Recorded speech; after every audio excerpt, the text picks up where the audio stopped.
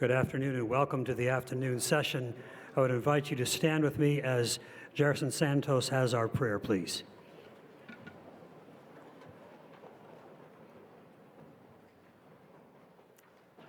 Our Heavenly Father, we thank you for the opportunity we have once again to meet together. And as we start this afternoon session, we ask once again that your Spirit be among us. May you guide every decision we take, every thought, every word we say. May everything be done to bring honor and glory to your name, we ask for Jesus. Amen. I trust you all had a nutritious and filling lunch. I also trust that you will be alert this afternoon. I will tell you that we have a number of things on the agenda today, and we'll get right to that. But let me just make a couple of announcements. First of all, a couple of our people have lost their cell phones. If you find a cell phone and you don't know whose it is, please give it to security so that gets taken care of. And the second thing I want to say, a number of you are here this afternoon or today, perhaps for the first time, and have not been here all along. We do take breaks.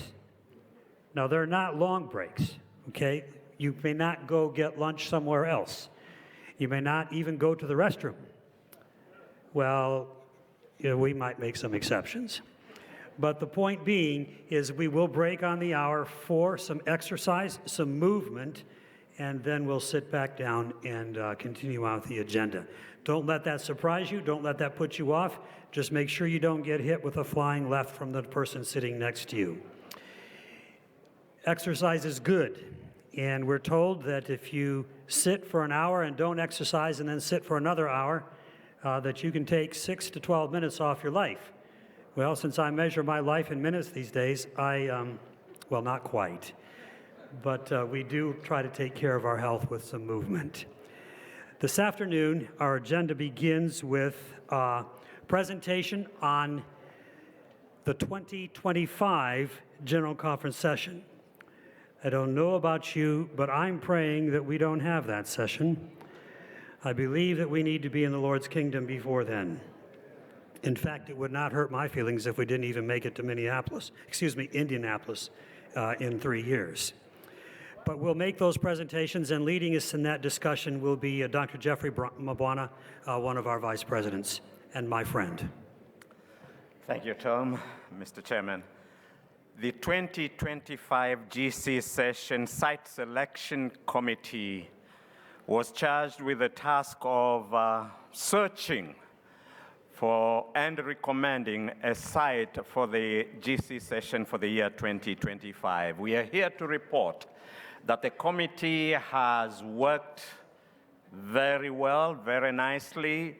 They have traveled to places to do due diligence to the task that they were given, and we are ready to present a report and a recommendation to you. But before we do that, let me invite Mr. Egwake to then lead us through the process of bringing the recommendation to you. Thank you, Mr. Chairman. 2 cities have been shortlisted. 2 cities have been shortlisted for your consideration this afternoon. The 2 cities that have been shortlisted are Indianapolis and St. Louis, Missouri. Behind us is the delegation from Indianapolis. I would like to introduce the President and Chief Executive Officer of Indianapolis Convention Center.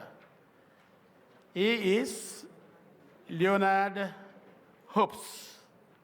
He will stand up and introduce his delegation and make his presentation.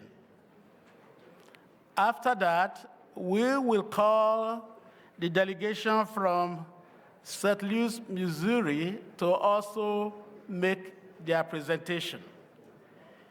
Each city is given 15 minutes each. After that, I will also make a presentation. Then this congregation will now decide the city for 2025. Mr. Chairman.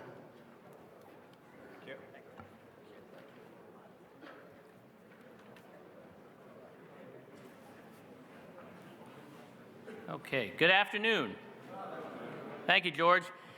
You know, it's a pleasure to be here today with the Seventh-day Adventist Executive Committee and other distinguished guests. As George mentioned, I'm Leonard Hoops, President and CEO of Visit Indy, and we are the official convention and tourism agency for Indianapolis. I'm joined on stage today by a group of colleagues who, like me, very much want to make Indy your destination of choice, not only in 2020, and if you weren't aware, you're already coming in 2020, but in 2025 as well. Joining me today is Barney Levengood. Barney is the Executive Director of the Marion County Capital Improvement Board, who manages both our award-winning Indiana Convention Center and Lucas Oil Stadium. Phil Ray, the General Manager of the 1,005-room headquarter hotel JW Marriott in Indianapolis. Joe Pinto, the General Manager of the 499-room Hyatt Regency in Indianapolis. Susan Ogle, Sales Executive with the 622-room Indy Downtown Marriott. And from my team at Visit Indy, Darren Kingy, Joyce Russell, Kenneth Hemsley, and Kara Reed. So I thank them for all coming out today to show Indianapolis.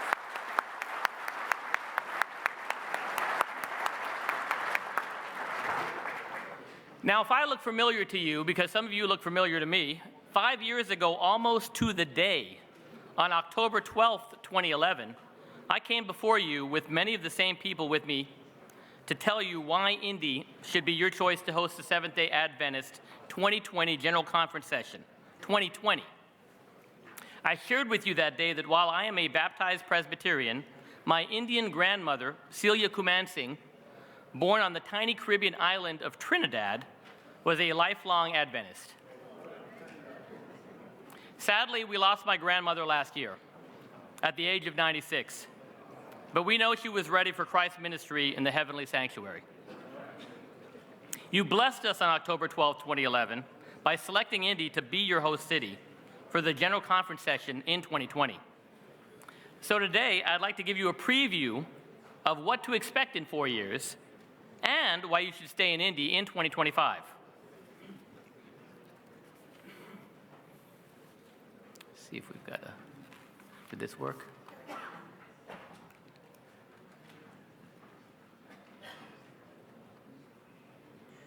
There we go. This is Indy's downtown convention and event district.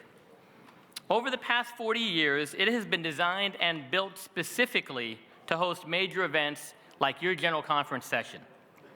Virtually everything you could want as a visitor is located within 1 square mile of the Indiana Convention Center and Lucas Oil Stadium.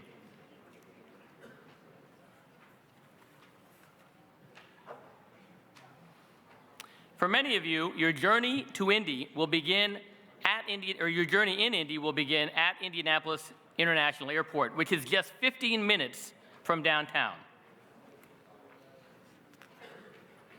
Our airport is the #1 rated airport in North America for customer satisfaction by Airports Council International, which means your visit in 2020 and eventually in 2025 will get off to a fantastic start. Oops. In the heart of downtown is the world-class Indiana Convention Center.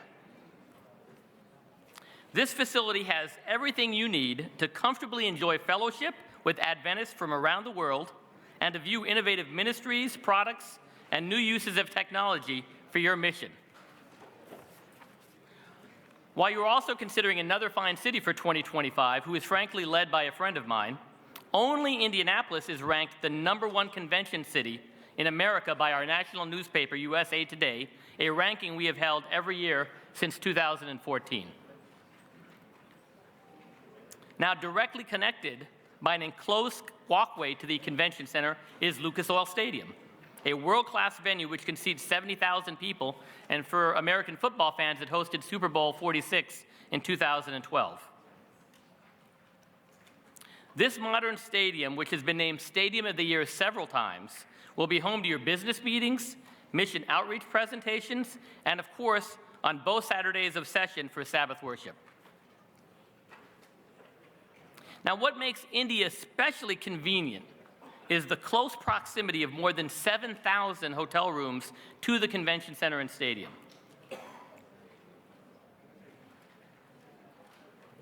We have 12 hotels totaling 4,700 rooms that are connected to the center and stadium by climate-controlled, enclosed skywalks, as indicated by the yellow lines you see there on the graphic.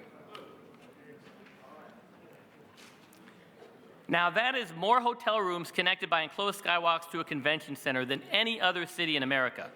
Plus, we have an additional 2,400 rooms in walking distance and 33,000 hotel rooms overall in the region. Now, when your visit to Indy actually provides you with some free time, there are many things to experience and enjoy, starting with our nearby parks, trails, and waterways, as seen on the slide in blue and green. White River State Park is a 250-acre urban oasis literally across the street from the JW Marriott. You can also stroll our beautiful Central Canal. How many of you were in San Antonio in 2015? A lot of you. You can stroll our beautiful Central Canal, similar to what you experienced in San Antonio last year, but more natural and less commercialized.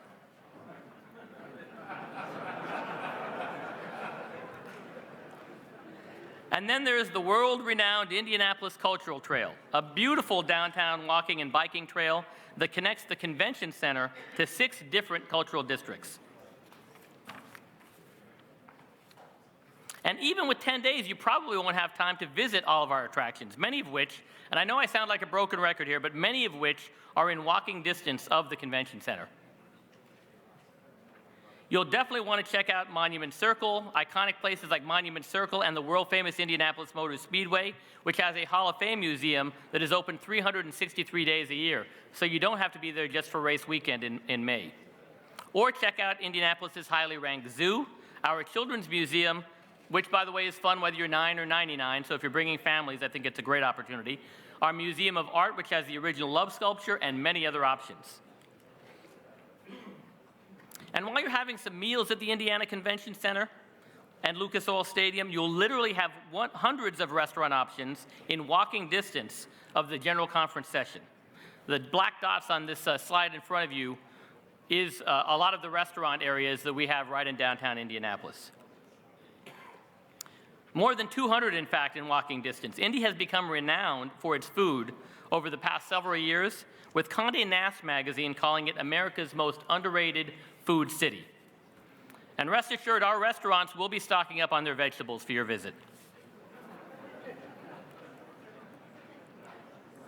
So that's Indy's incredible convention and event district. From our award-winning airport, our convention center and stadium, to our urban parks and trails, our plethora of attractions, our 200 downtown restaurants all ready to serve you. There literally is no better convention city and event district in the world, and it's why Indy is USA Today's #1 convention city in America. Now, so hopefully now you're very excited about attending the general conference session in 2020. Anybody excited about 2020? With the exception of your chair, I understand where you were going with that. If 2020 doesn't happen, we're all the better for it. But if 2020 happens, I hope you're excited about that. But rest assured, Indy will have even more to offer in 2025. Although I'm not sure we will have the flying cars as this graphic suggests. What I am confident about is that by 2025, Indy will add new experiences and amenities along our riverfront. You can see there the White River in blue. A 103-acre area being developed just across the White River. You can see the land being developed. And an area called Pan Am Plaza, which is just to the right of the convention center, which is an open space directly across the street from the convention center. Now, for an example, along the riverfront, Indy's master urban planners are currently working to develop a family-friendly urban beach to enjoy the outdoors and views of the river, similar to one that's being modeled after in Paris, that is open in the summer along the River Seine, as seen there on the right. At Pan Am Plaza, that's placed right across the street from the convention center, developers and city officials are working on a new hotel project that will raise the number of connected hotel rooms in Indy to nearly 6,000, which is expected to be developed between 2020 and 2025. So to summarize, here's what Indy humbly presents to you today. A city where all of your contracted hotel rooms are either connected to the convention center and stadium or within walking distance of the center and stadium. A city that was designed specifically to host events like the Seventh-day Adventist General Conference session. Free convention center and stadium rental, much to the chagrin of Barney, our building manager. But you're worth it. Catering menus customized to meet your dietary needs. A labor-friendly environment for your headquarters planning staff and your event exhibitors. A robust welcome program sponsored by our team at Visit Indy. And the fact that USA Today's #1 convention city will be even more amazing when you come back in 2025. So that's a lot of talking. Let's roll some video.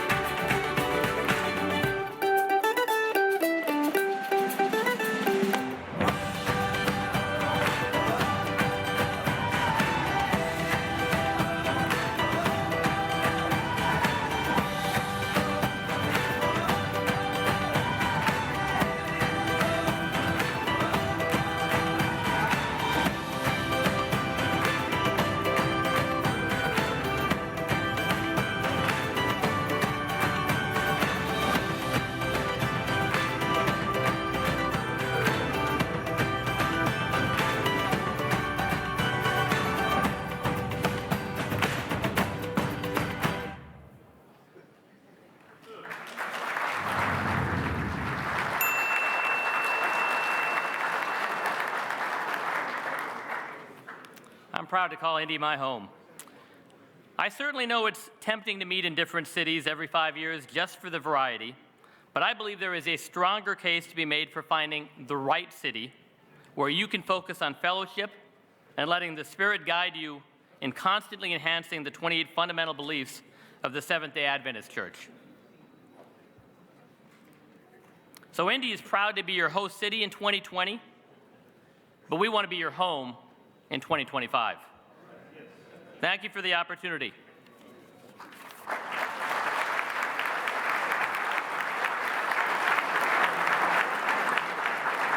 We've distributed some information to the audience, and you have some fact sheets, and we're happy to answer any questions in the remaining allotted time we have, either myself or my colleagues.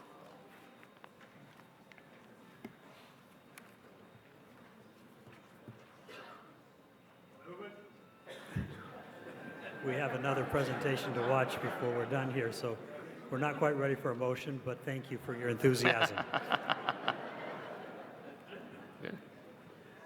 I'm not seeing any questions, and you still have a few minutes. So if you want to say some more, you're welcome to. No, I don't need, once I've made the description, I don't think I want to oversell it. Okay. Well, thank you very much to our delegation from Indianapolis. Thank you. And we do look forward to 2020.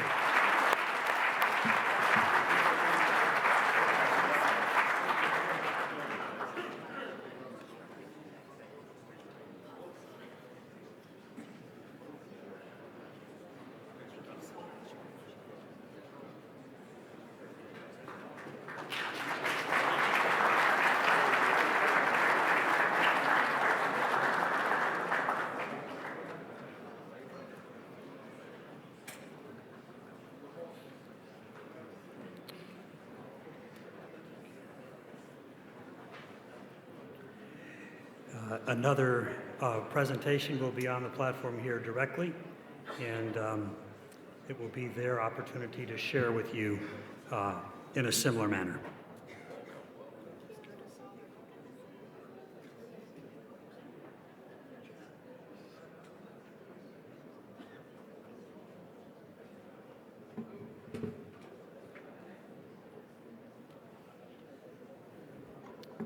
Thank you, Mr. Chair.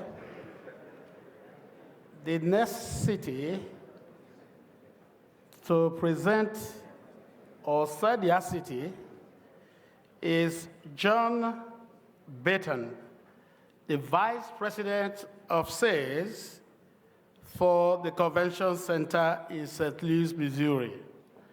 John, if you wouldn't mind, before you speak, you would like to introduce the one that has accompanied you for this presentation.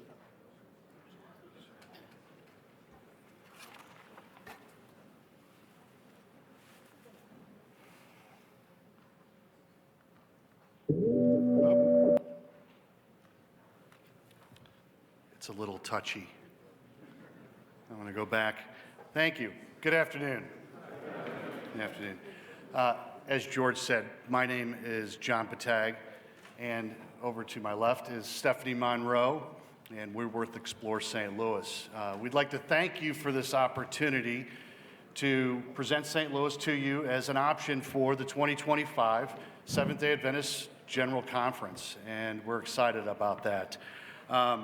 We're here on behalf of all of St. Louis to share with you why and the many reasons why your attendees will actually thank you for choosing St. Louis.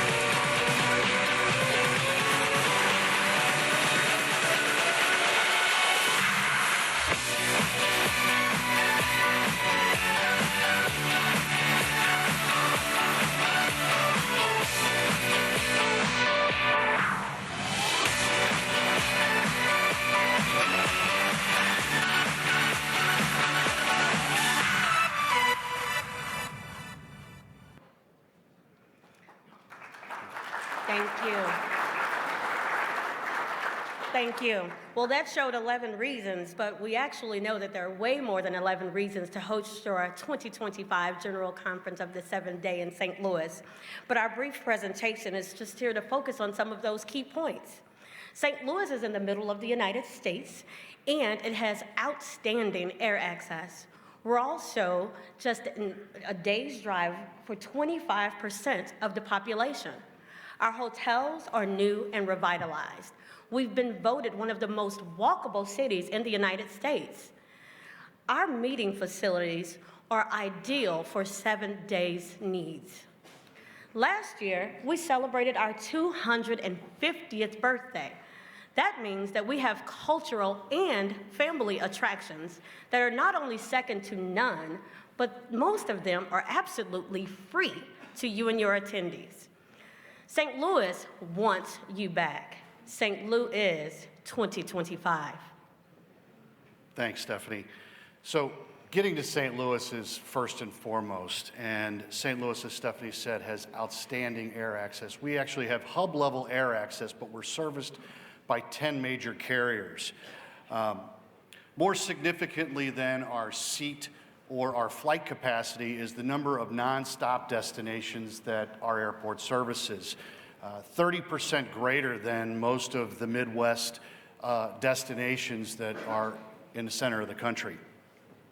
So whether you're traveling within the United States or coming from abroad through one of the port cities, the likelihood of you to get a nonstop flight is very high. And in addition to that, it's going to be affordable. In addition to that, our airport is conveniently located just 13 miles from downtown, 15 minutes, and it's conveniently and affordably connected by light rail. So for $6.50 round trip, your people can easily get from the airport to downtown. Thanks, John. As we've said, our hotel package is new and revitalized, but more importantly, it's walkable and affordable. The inventory you see here is 4,500 rooms in our convention neighborhood. But St. Louis has over 38,000 hotels within the metro area. The majority of your attendees will find their accommodations either walkable or located on our light rail. It connects to our downtown, the airport, and 3 neighborhood pockets of hotels. In this last picture, you will see our downtown trolley. It will connect you to the convention center, your hotels, and the downtown attractions. You will see our light rail system in blue. It will connect you to the airport, the downtown, your hotels, restaurants, all which are walkable right from the downtown area. And those red dots will display all of the many restaurants that are just outside within our convention neighborhood, downtown, walkable from your hotels and the convention center. So I'm just going to point out one thing. The yellow is the downtown trolley, so that's what circles the downtown area. And it's very inexpensive transportation in the downtown area. So the America Center Convention Complex, where most of your business will occur, you might say it was built for Seventh-day Adventist General Conference needs. I mean, it's ideal. Our 67,000 seat, you'll figure it out. I think it was that way in 05. Our 67,000 seat dome, which connects conveniently and about 72 steps from our convention center, it's contiguous, is ideal for your Sabbath events, for all your sessions, as well as any of the other ministry events that happen throughout the 10-day period. In the last 6 years, as it says up here, we've invested a lot of money in that building, in over $90 million. Virtually everything has been improved and is state-of-the-art. From a new state-of-the-art kitchen, new escalators, elevators, all new restrooms, all new furnishings, all new appointments throughout the entire facility. Virtually the building is brand new. The facility looks new, it feels new, and more importantly, we're committed and fully funded to remain that way well beyond 2025, so there's no concerns there. This is a shot of the building. It's a very easy layout, very easy to navigate. The majority of the space is on 2 levels, as you see. We did lay it out for your conference needs. However, how you decide to use the building is up to you. You will own the building during the period of time that the event is in St. Louis. The convenient layout will allow your attendees to really maximize their time at the conference because of its proximity, the dome's proximity to the convention center, as well as its proximity to the rest of the downtown, and more importantly, the hotel package. So, St. Louis is very fortunate to have outstanding political support as well. And our mayor, who is a 4th-term mayor, he's actually in his 16th year as the mayor of the city of St. Louis, Mayor Francis Slay. He's traveled with us on many of these presentations. He would have loved to have been here today, but because of several big events that were happening in St. Louis this week, you may have watched one on TV on Sunday. He wasn't able to make the trip, but he did ask us to please pass on, or to please share his message with you. Hello, I'm Mayor Francis Slay, and I'm thrilled that St. Louis is a finalist to host the Seventh-day Adventist General Conference in 2025.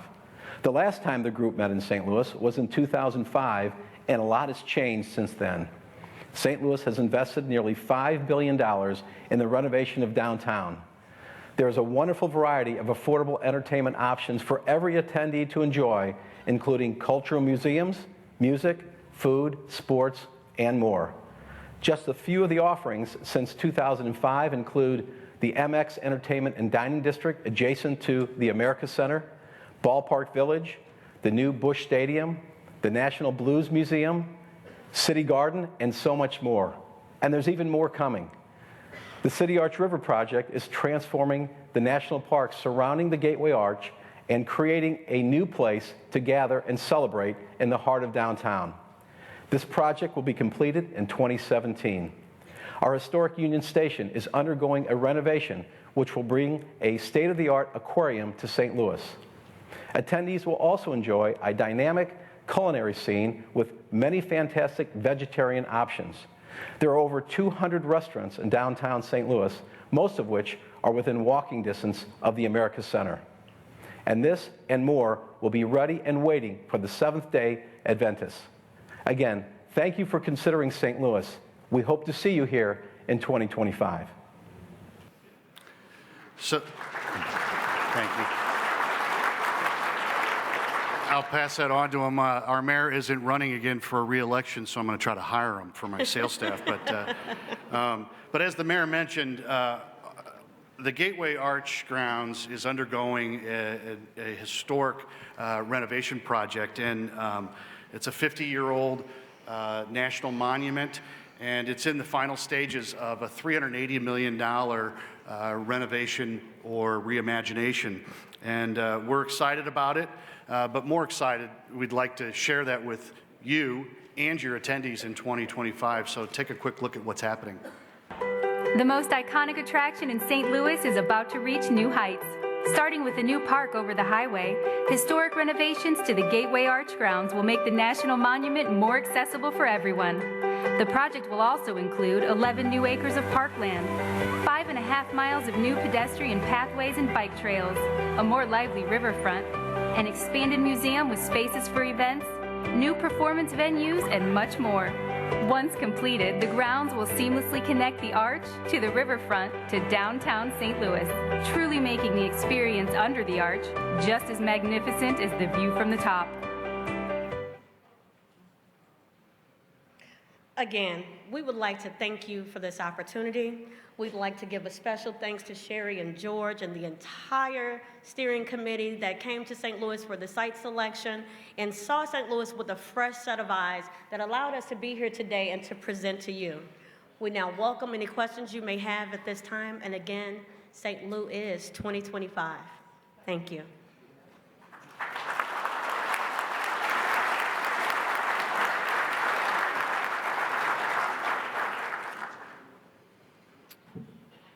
Looking for any questions that may come? Yes.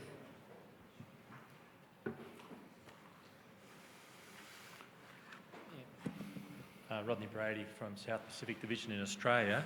I attended the St. Louis session, and I'd just be interested in a couple of little bits of information to help with the decision on that. The things that stood out to me with St. Louis, the facility itself was excellent as far as the presentation of the buildings. The standout memories for many people from our division was the downtown was a very dead area with lots of vacant shops. Nothing was happening, there was nothing to see or do. Whether that has changed, and also the airport. Many of us still linger in the memories of planes taking off empty and unable to cope with the numbers of people going through that airport. I didn't see any mention of airport upgrades to cope with capacity or anything like that. I'd be interested to know, so in the downtown area, what's really happening as far as business and the airport facilities, if they've been upgraded to cope with the numbers that go out, particularly on the last day, because last time, you're probably aware of planes going empty, people waiting for hours, couldn't check in. It was a really negative experience for many people that attended. Sure, happy to address that. Obviously, I think 11 years later to where we are today, we've made immense strides, not just in St. Louis, but I think across the country. Airports in the travel world have grappled with that, and in 2005 we weren't the only destination grappling with the changes that had occurred after 9/11 and all of the implementation, but these are things that we have taken very serious. We have an outstanding airport director, Rhonda Hamnebergy, and we take very serious and are working very hard with her to have a great visitor experience. Obviously, once you hit the ground in St. Louis, that's your first experience. As one of my slides showed, we've gone through a $75 million renovation of the airport.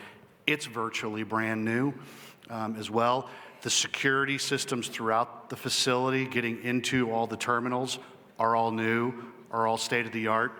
So those through passages for you when you're checking in, checking bags, getting back through security, it's all new. That experience is outstanding. As it relates to the downtown and the vibrancy of that, the corridor where we sit, and in 2005, I'll confess, yes, there was a stretch of that area that was not fully developed as of yet. You were there on the early side of that. 11 years later, it is night and day. What is driving downtown right now and the vibrancy of our urban center is residential. And residential has come back to downtown St. Louis. They can't build apartments, lofts, condominiums, the residential components fast enough. As example, St. Louis University in the last 3 years moved their law school to the downtown area. In addition, just opened up in April of this year, Webster University opened up a new downtown campus. With both of those campuses came, in one instance, it was a 400 apartment complex that is above the downtown campus of Webster University, and that's fully occupied. But obviously with residential coming back to the downtown, so do those services. About 6 years ago, a 20,000 square foot grocery store opened up. It's just 2.5 blocks from our building, right in the heart of the downtown area, and many other of those services that service, obviously, residents that are also beneficial to the travelers exist in the downtown today. So I can tell you it is vibrant. I hope that we showcase that to the committee. And Stephanie's pointing to me to go back to, if I can. Can you go back? But hopefully when we did this showcase of the downtown area, let's see if I can go back to the map here.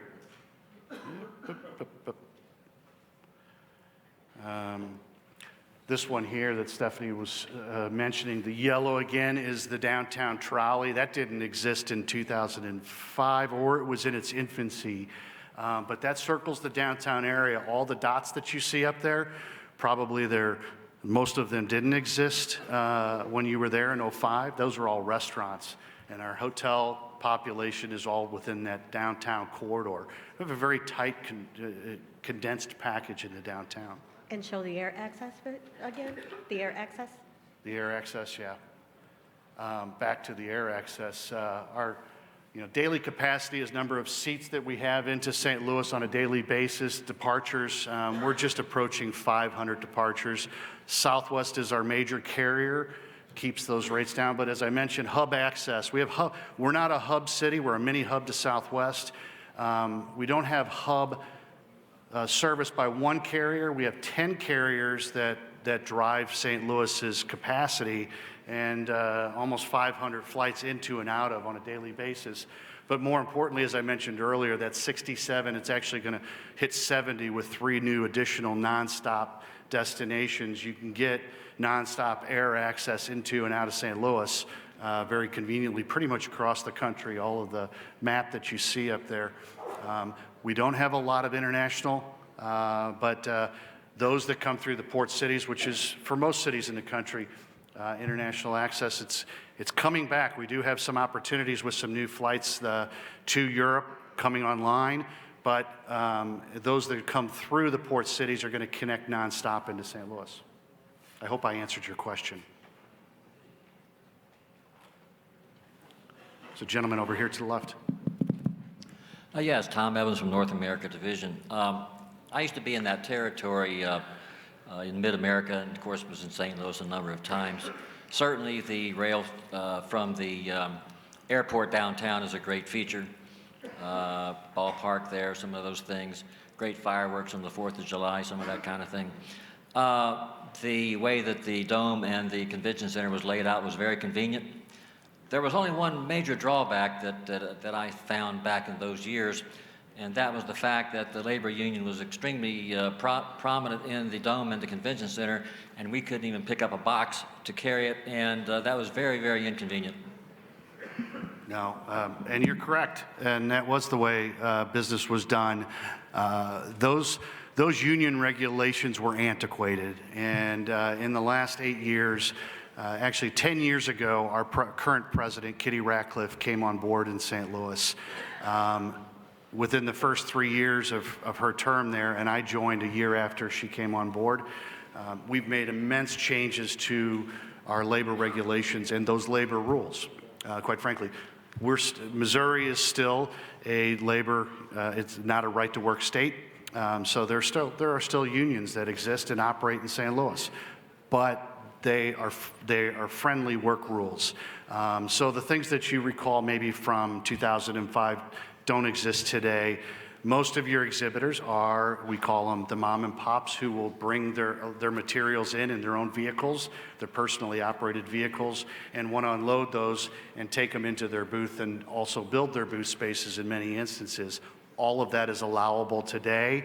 There are some guidelines, but it is today a friendly union working destination. We work hand in hand with groups of all types.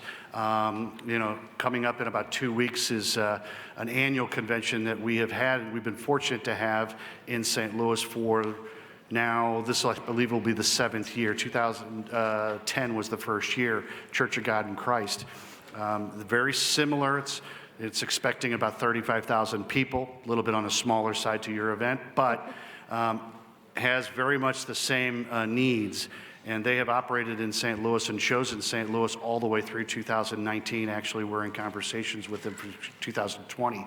On the audiovisual side, wasn't mentioned, we did away with all the old work rules, shadowing and so forth that existed, but I think that we addressed a lot of that stuff, and hopefully very positively to the committee that came in what I think is an economically positive way for your event to operate in 2025.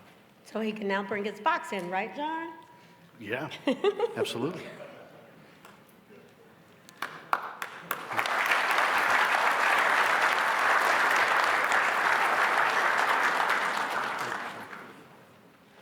Thank you so very much, St. Louis. Tom Evans talked about it being his territory. It was mine too. I've been through there many times in the last couple of years.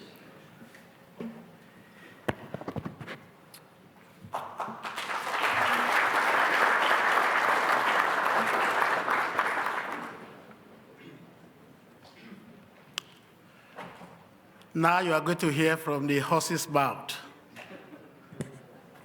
Before I do that, I would like to introduce the team that visited some of the cities that responded to our request for proposal. The search team is made of Eda Ubuana as the chair. Eda, if you can just raise up your hand. Magdil Perez, myself, Myron Ismaiga, Ray Wellen, and Sherry Clemmer. Sherry is the one who has spent a lot of hours putting this information together. We also invited Scott Grady and John Sayers. The reason for these invitees is to address issues of labor union, because Scott Grady is in charge of audiovisual, while John Sayers is in charge of shipping. Out of 5 cities that were invited, only 3 responded. The city of Atlanta has already been booked for 2025. And of course, San Antonio, which all of us love very well, I tell you, there are some changes taking place. It's now being privatized rather than owned by the city government. So we visited 3 cities, Minneapolis, we visited St. Louis, and we also visited Indianapolis. This is the convention center and the dome of St. Louis, Missouri. A question was asked, is St. Louis downtown dead? Yes, it was dead in 2005, very much alive in 2015. You will not believe it. Everything is built up. This is the convention center itself. We also went to Indianapolis.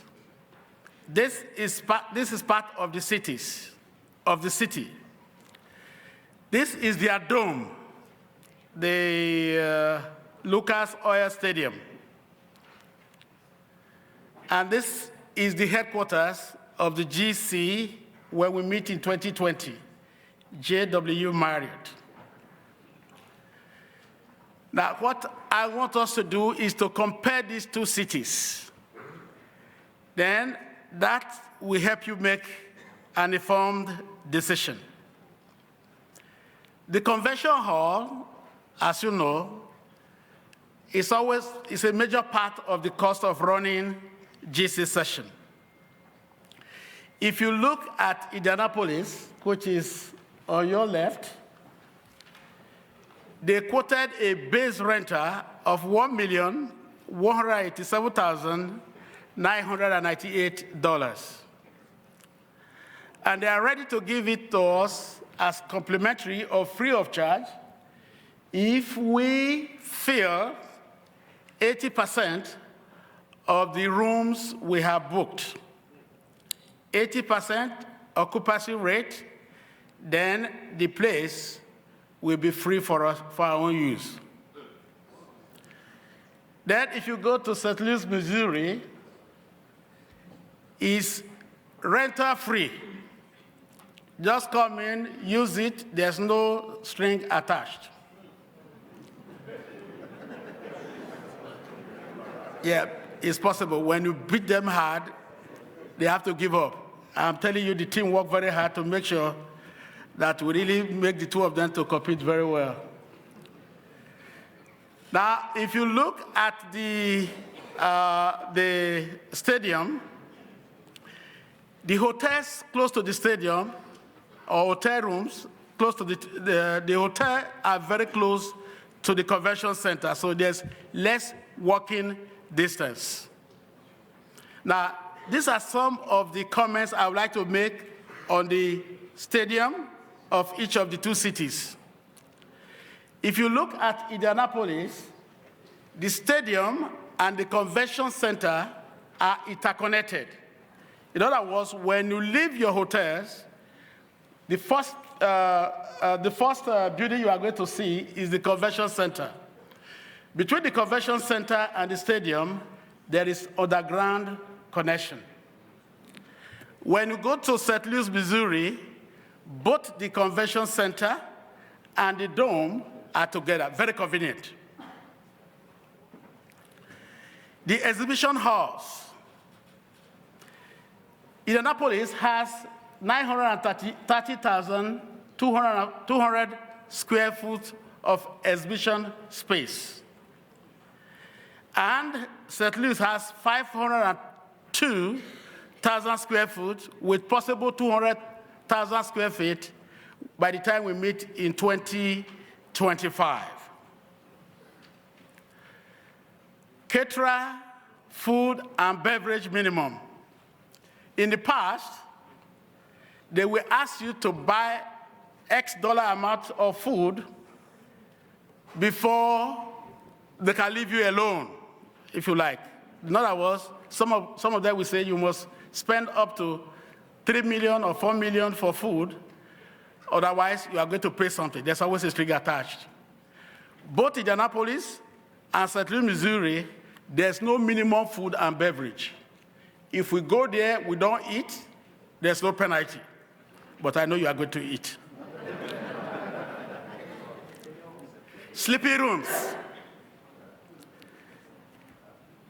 Within 9 blocks of the convention center, Indianapolis has 6,350 rooms, whereas St. Louis, Missouri has 3,365 rooms.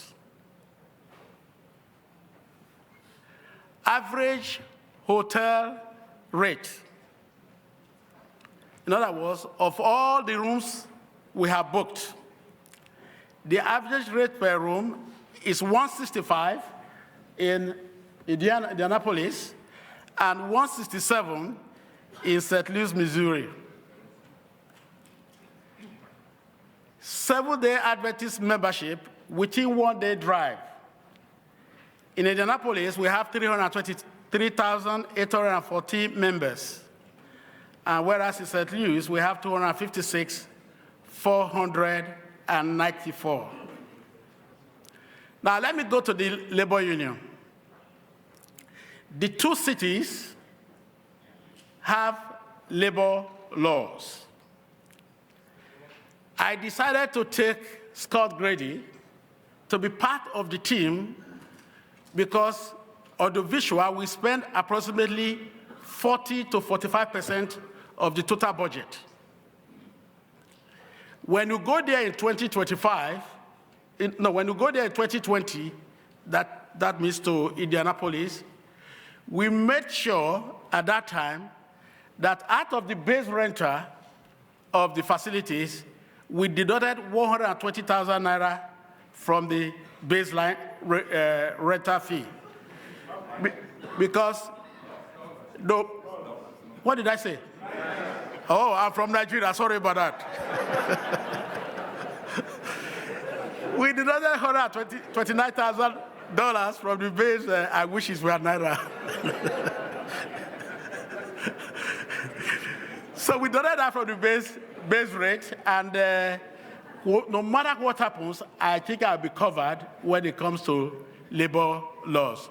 But on a serious note, I took Scott Grady to the place to interact with the labor union of both cities. And he has a recommendation which I'm going to share with you. So rest assured, in our bargaining, in our negotiation, that is taken into consideration. I will stop here, and at this time, Mr. Chairman, I welcome questions.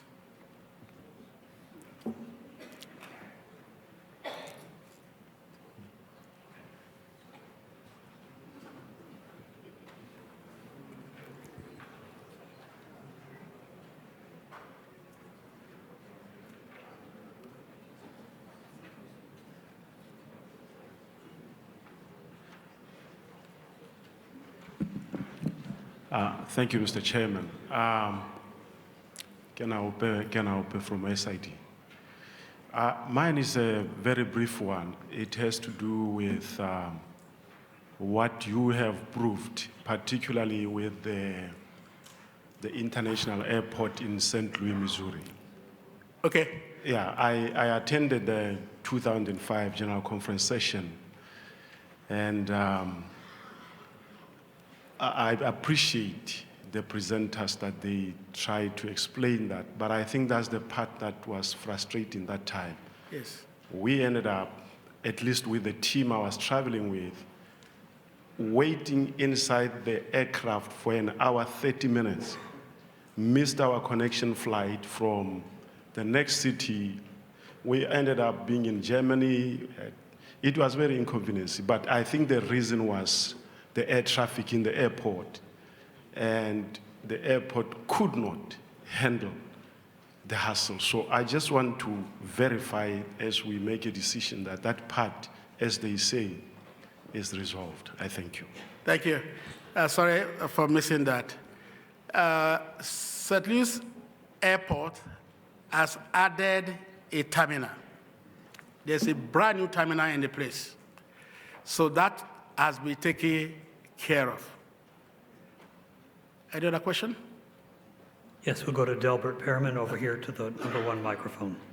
Maybe just a quick comment about taxes, room taxes, and mandatory gratuities between the two cities, and also car rental facilities and paid parking. But maybe one could be the taxes, state taxes, city taxes for the hotel rooms. Okay.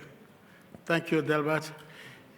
Both cities, we have state tax exempt. So we do not pay state tax, but still have to pay city tax in both cities. Paid parking, parking facilities for the guests. Any comparison about parking around the convention? I do not have a specific answer to that. Okay. In most cases, we do not have a lot of cars coming into the city because we fly in. It's true that they have complimentary parking spaces for us. Okay, so we don't encourage people to drive in. Thank you, that's all. Thank you very much. Yes, Okay, sir. Now we go to Bradley Kemp from South Pacific Division, please. Yes, thank you. I have been to several General Conference sessions, and St. Louis actually stands out in my mind as, in the food department, one of the worst General Conferences. And food is very important to a lot of us. I remember that there was quite significant restrictions as to what we could do with food service because of the union situation. Have you explored how that will affect the General Conference if it was held there? Have those issues been resolved? Are we able to provide the kind of meals that we would prefer to provide rather than be dictated to by an external body? Thank you. Let me I'm going to speak on both cities. The success we all saw in San Antonio is because we have asked information from the division treasurers to tell us food that your delegates or our delegates like to eat. On the basis of that information, we asked Janet Jump, the lady in charge of cafeteria, if you like, to prepare a menu. She prepared that menu, share it with the caterer, and personally supervise the cooking. That is the reason why you saw what you saw. In previous sessions, we rely much on the caterer to tell us what we want, what they think we want. But that's not the case. We hope to repeat the same thing. Now that we have a standard menu, we know that most of you are interested. So that is something about the food. I think you asked another question. I've forgotten the second part of your question. The union, okay. Thank you very much. The union, as I said earlier, we brought Scott Grady and John Size by phone. I am that level of comfort that they have taken care of that. We invited the labor union. We asked them direct questions. After that, we wrote questions. We asked them to reply in writing, which they did. Then, I don't want to preempt your decision. I asked my representative on the union area to give me a choice, his choice of the two cities. I don't want to tell you his choice right now, but let's discuss, and I'm going to say it probably later, about the labor relations in the two cities. But I am satisfied with the explanation that has been given by the delegation from St. Louis. Brother Tobias, please. Yes. Inter-American Division. Could you give us a sense of security and safety issues in both cities? Security and safety. Okay, you will know from the way I speak that I'm from Nigeria. I don't know much about security in America. But let me tell you one thing.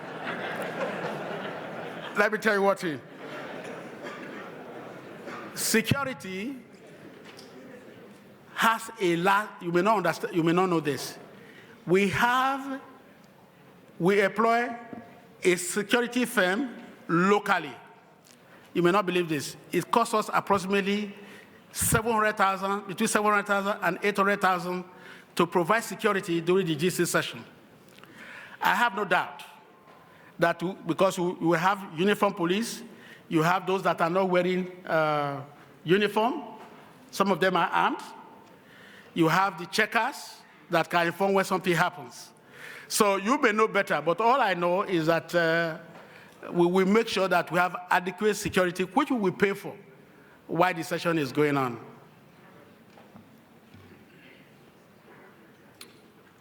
Okay, Justin Lyons, please, North America.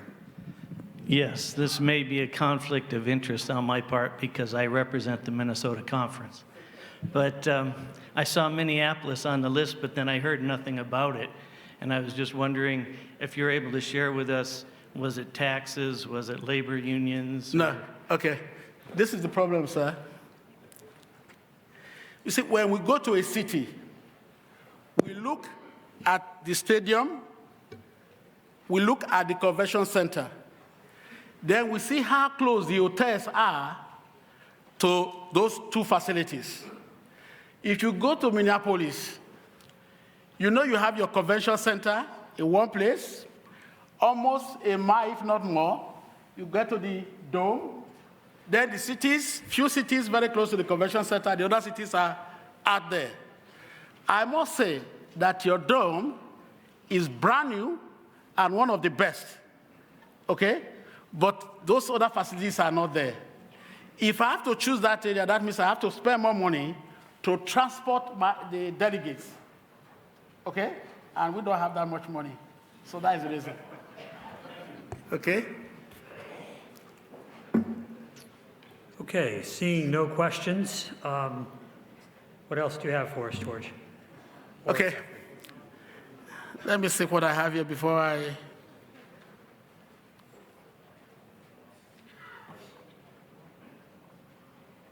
Let me say this before you decide. Scott Grady, as I said, is my right-hand man in labor unions. When he compared the two, his decision was that in terms of labor relations, St. Louis, Missouri has the advantage. Are you following me? Now, when it comes to the food, I cannot tell you which one is better. Be patient, because we have not given them their menu to prepare for us. when it comes to a business decision, purely business, if I want to operate at a lower cost, I will look at Indianapolis. But everything is not business. Are you following me? But when you go, you look at, how do you call it? Let me say this. When I say when it comes to business in Indianapolis, it's because they have a larger square footage of exhibition. If I rent that, I will make some money, then bring down the cost of running the GC session. On the other hand, when I go to St. Louis, it also has some advantages. First of all, I'm going to sleep well because there's no string attached to the base renter. The base renter tells me that if I occupy 80% of my room block, I will pay nothing. The other one said, come freely, you are not good, there's no string attached, you are not paying anything. Are you following me? So based on that, the committee met, and I would like chairman to speak because we took a vote. We took a vote among this team. The first vote, we tied. This was a tie. That's 3-3 or 4-4. Second one, the same thing. Then the third one, they said, okay, we will vote by email, so he has the answer. It's very true. We couldn't decide it in our meeting when we met, and therefore we gave ourselves time, and through emails, we took an electronic vote. And even as we present the two cities to you here, that we had a preference from the committee that it will be for this body to decide. Our preference, if you asked us, was St. Louis. St. Louis. But Mr. Chairman, we are presenting the two cities to you. We usually do that, but we also prepare a preference if we are asked to, and that's why we have presented the preference to you.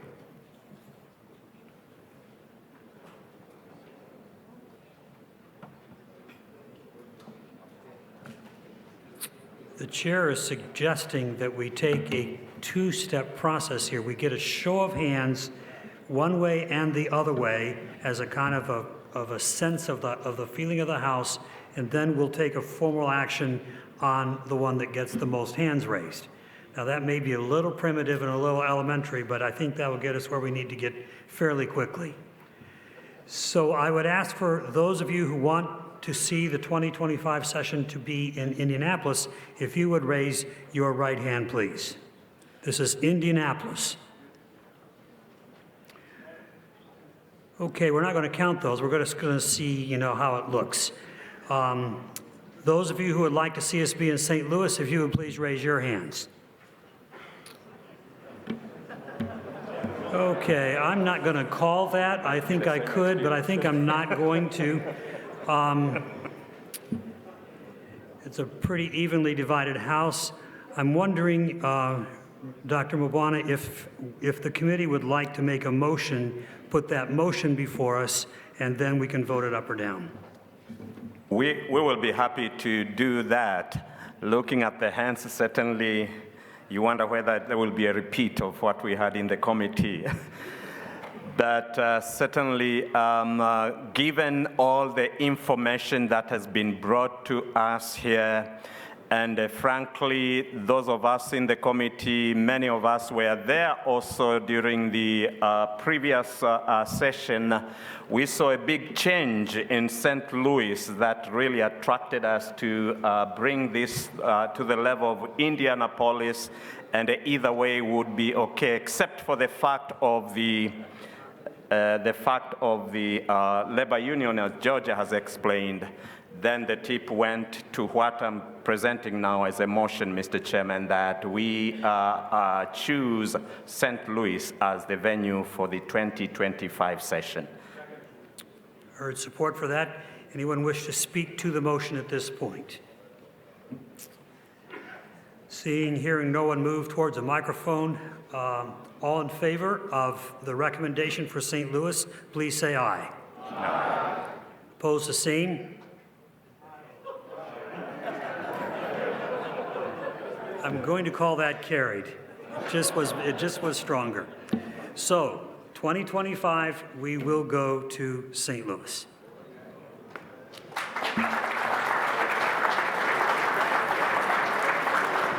Mr. Chairman, allow me therefore at this point to say my appreciation to the committee for the excellent work they have done.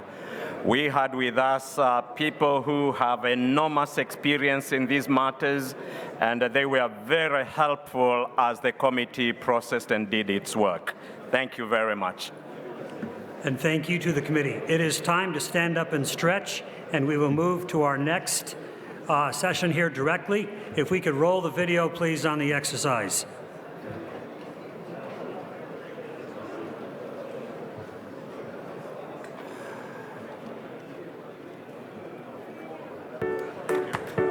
According to the Center for Disease Control, men die on average 5 years earlier than women.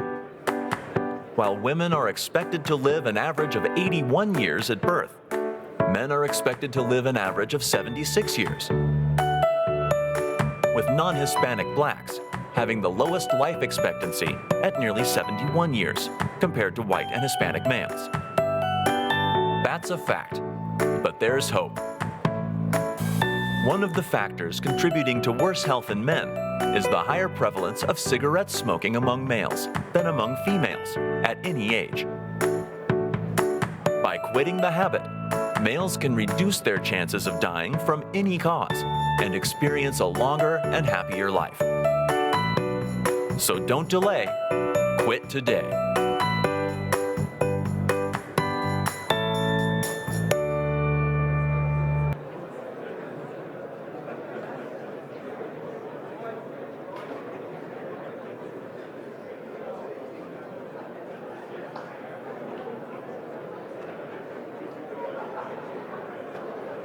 Okay, if you would please be seated. We have a couple of other items we need to get to. And I'm turning to Sherry Hudgens, who we are and why we're here.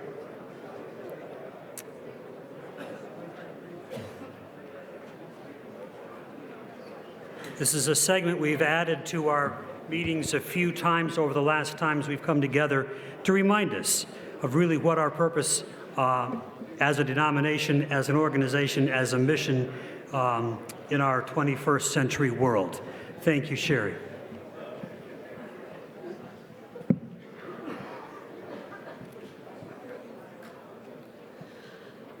Hi. A few of you may have heard me share this story at some point in the past, so I thank you for your indulgence if you're hearing it for a second time. A few years ago, in 2010, I found myself in the intensive care unit.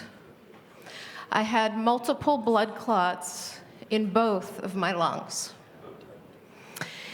And I was told by several doctors and nurses and techs that day that I was very lucky that I had survived.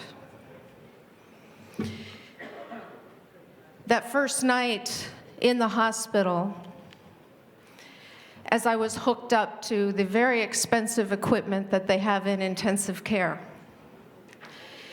the logical side of me said I was not going to make it through the night. If any of those blood clots were to break loose and go to my brain or go to my heart, I was not going to survive. But I kept having this very strong impression that said, I have something more for you to do. I have something more for you to do. I didn't know what that was. I had no idea. I didn't know if it was with my family. I worked for the North American division at the time. I didn't know if it was with my job. I had no idea. But I made a commitment that night, and I thought that I had been committed to do the Lord's leading in the past, but the commitment that night went a little deeper. And I made a commitment to stay open to whatever crossed my path. Over the next few months, I would say to my husband, there's something else I'm supposed to do, but I don't know what it is. And at Christmas that year, I went up to the bathroom to get something out of my sink, in the cupboard under my sink. And I saw some supplies there, some little shampoos and soaps and lotions from travels I had had. And I got this picture in my mind of distributing care packages. It was Christmas Day, and so I gathered up some hand warmers, the supplies I mentioned, some socks. I went through a coat closet and found some used scarves and coats because we were here in this area and it was cold at Christmas. And I took these and I went down to an area just a few miles from here, down in Langley Park, where I often had seen homeless people out on the streets, on the corners. And I rolled down the window and I extended some of these items out the window and I said, do you know anyone that can use these? He said, yeah, we're homeless, we can use those. I said, okay. I drove around and distributed several care packages that day. I went back and saw one of the same men that I had given a package to that first day. And I asked him, I said, what's your name? He said, they call me Harold. I said, Harold, what is it you need most? He said, I need a hat. We were talking, this was in January here in Maryland, and it was about 0 Celsius, about 32 Fahrenheit. He said he needed a hat. I said, Harold, I don't have a hat with me today, but I'm going to get you a hat. I went home. My daughter happened to be learning how to knit, and I asked her if she could make a hat. She said she could, and she did, and for the next few weeks, we kept going back down to the same area with some other supplies that we were giving out, and we were looking for Harold, but I couldn't find him. But as we were handing things out, I would say to whoever was with me, don't give that hat to anyone else. That's Harold's hat. We did finally find him, and I was able to give him the hat, and he was very happy. But I did ask him, I said, what is it you need most today, Harold? And he said, I need a night off the concrete. He took me and showed me where he was sleeping behind a shopping center on a piece of cardboard. And his friend had a terrible cough. So I didn't know if I was doing the right thing or not, but I put them up in a hotel for a few days because that cough really scared me. When I went back to check on them, I asked Harold again. I said, Harold, what is it you need most? What is it you need to get into the system, to try to get somebody to help you find housing, to get a job? I said, what is it you need most? And his answer really surprised me. I'm not sure what I was expecting, but he said he needed a bus pass. I said, a bus pass? He said, yeah, I need a bus pass. He said, with a bus pass, I can go to the county and talk to them about housing. I can go to the day labor place and stand in line and hope to get a job for the day. I said, how much is a bus pass? He said, it's $30 for a month. $30. I bought him that bus pass, and that bus pass did more than provide him with transportation for a month. It provided him with hope.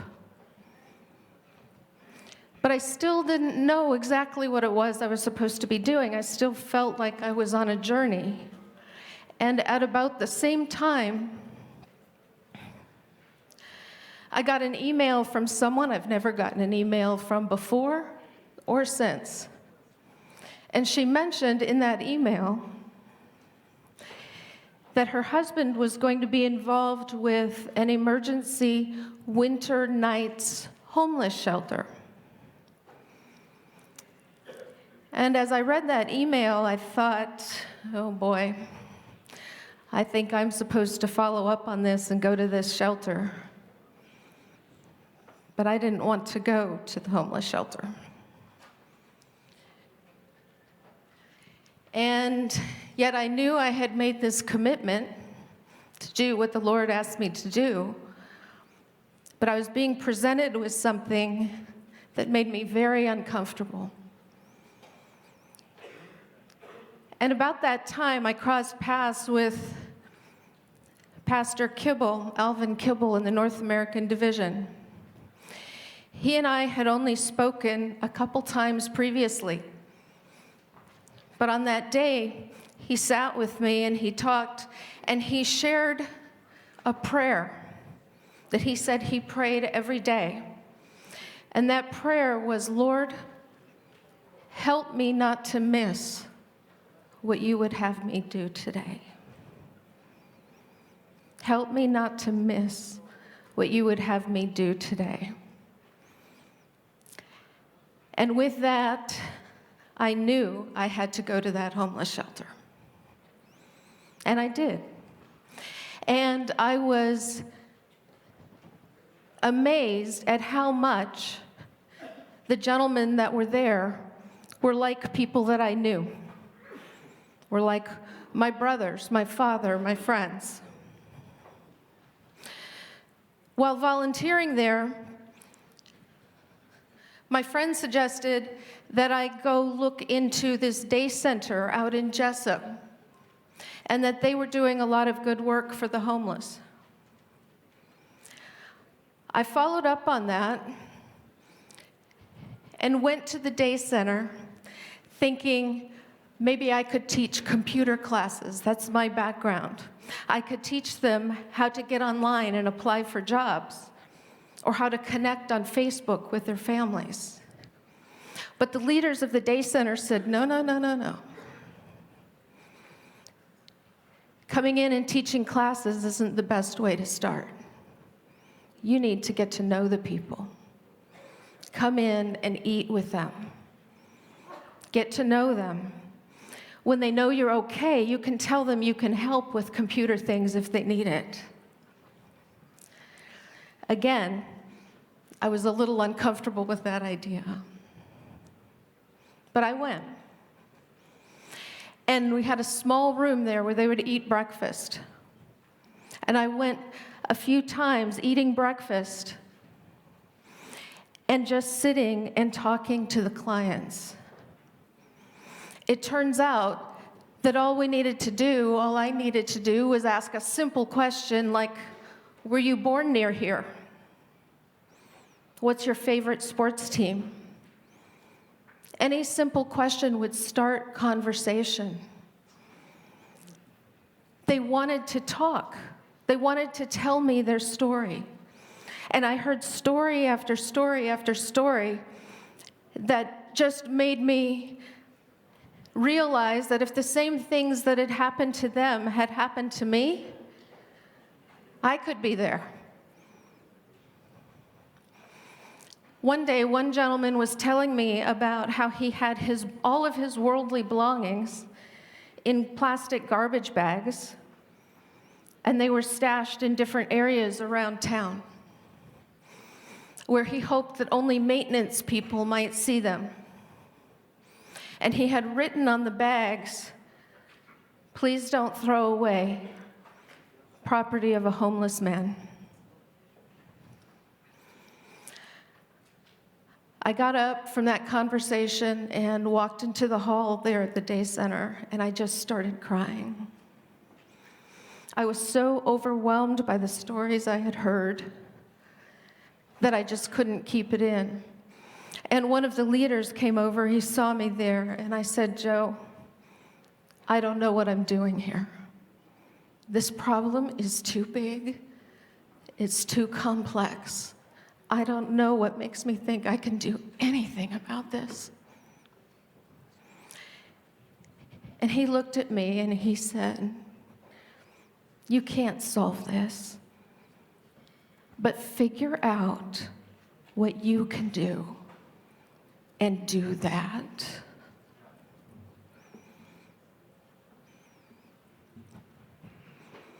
So I left, and I still wasn't sure what it was I could do, but I continued volunteering there.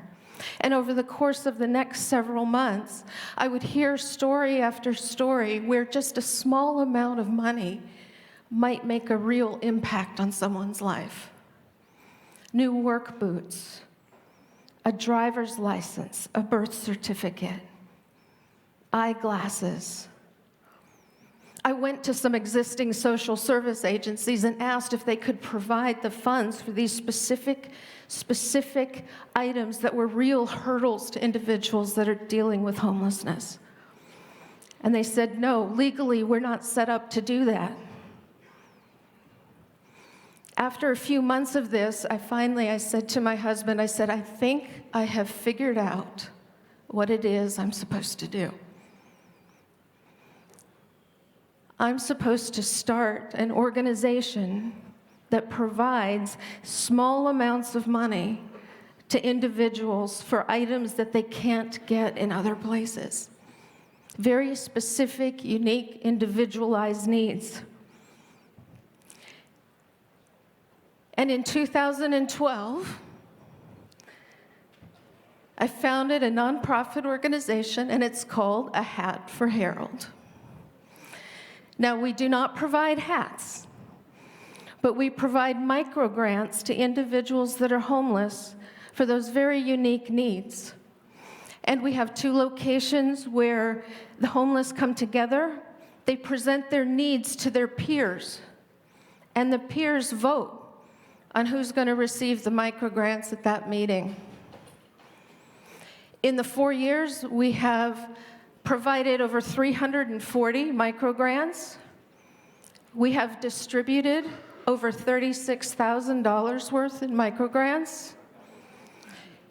And we have had a small role in 58 people moving into housing. I share that because a few years ago, I never would have imagined that I would have been working in the homeless community. I never would have imagined. But when we stay open to doing what the Lord brings to us and brings across our path, anything is possible. And I just want to leave you with the 2 pieces of advice I got along the way. Lord, help me not to miss what you would have me do today. And figure out what you can do and do that. Thank you.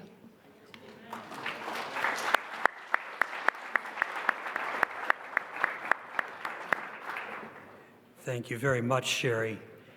We're going to push back to tomorrow the mission to the cities reports from our 3 last divisions and move on, because it is time, 3:34, our unity and mission process that we'll be talking about for the next little while. I would invite Elder Wilson, Elder Ryan to join us here on the platform. Let me give you a couple of instructions as we go forward. First of all, we have a number of people, we have different groups here with us in the building, in the auditorium here today. We have regular members of the executive committee that have full voice and vote. We have some invitees here who also have a voice but no vote. And we have some people here who are guests that don't have either voice or vote. Now, we're not trying to discriminate here, but I have a plane to catch tomorrow night about 7:30, and I really want to be on it. So we can't let everybody talk. Now, that sounds pretty harsh and arbitrary, but please, I'm trying to be a little bit light with you on that. I was told a long time ago that we take our jobs very seriously, but we don't take ourselves very seriously. So if we put a smile on every now and again, please let it not offend anybody. So we have those three groups here. We're really wanting to make sure that those who have voice and vote can do that, and we would urge you to work appropriately. We would like to limit the speeches when they're made to 2 minutes, and if you need translation, it would be 3 minutes.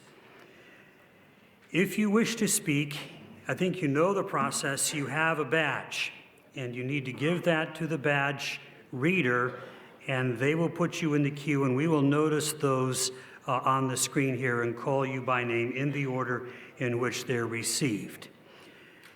I think you scanned your badges when you came in and received ballots, and if you haven't, make sure you do that, those of you who have voting privileges. With that in mind, I think, Elder Wilson, if you would like to introduce our topic this afternoon, and we will go through the process accordingly.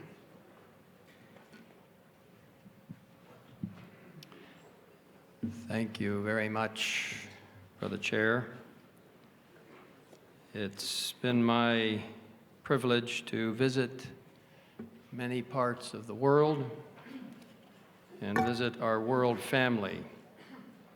And I have to tell you that I love God's people and His church everywhere, from Los Angeles to Quebec City, from Calcutta to Singapore, from Tokyo to Sydney, Moscow to Jakarta, Nairobi to London, Berlin to Buenos Aires, Mexico City to Lagos, and Lusaka to Cairo. We have precious church members everywhere, and I love them, and I hope you do too. I just want to also state, these are a few brief comments before we get into our item, that we are committed, I am committed, to staying together as a world family. God's church, we know, will be united in the end of time. The Spirit of prophecy tells us that very plainly. As we proclaim the three angels' messages, we will be united in that beautiful expression. We're to be part of total member involvement and, of course, the mission outreach given to us from heaven itself. As we proclaim that wonderful Advent message, our only rule of faith is the Bible. Make no mistake about that. It is our foundation. Foundation of belief and practice, and from it we obtain our fundamental beliefs, which are voted on by the World Church at a General Conference session. But the Bible is our rule of faith.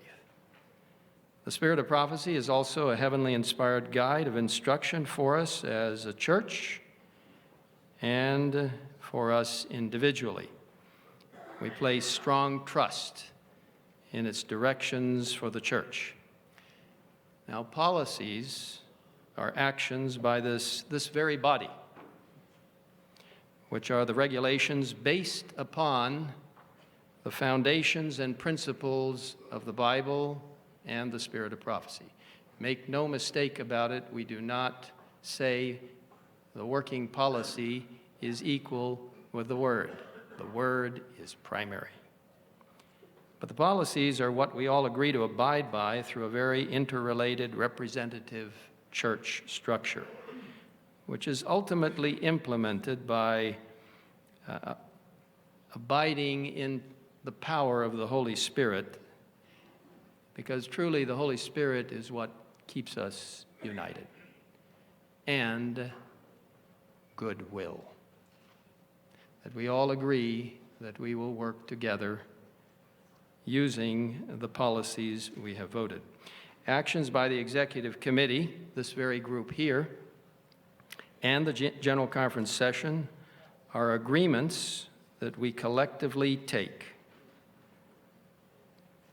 to guide our worldwide activities and structure as we accomplish the mission entrusted to us by heaven, to evangelize the world. Now, we have policies and general agreements because God is the God of order.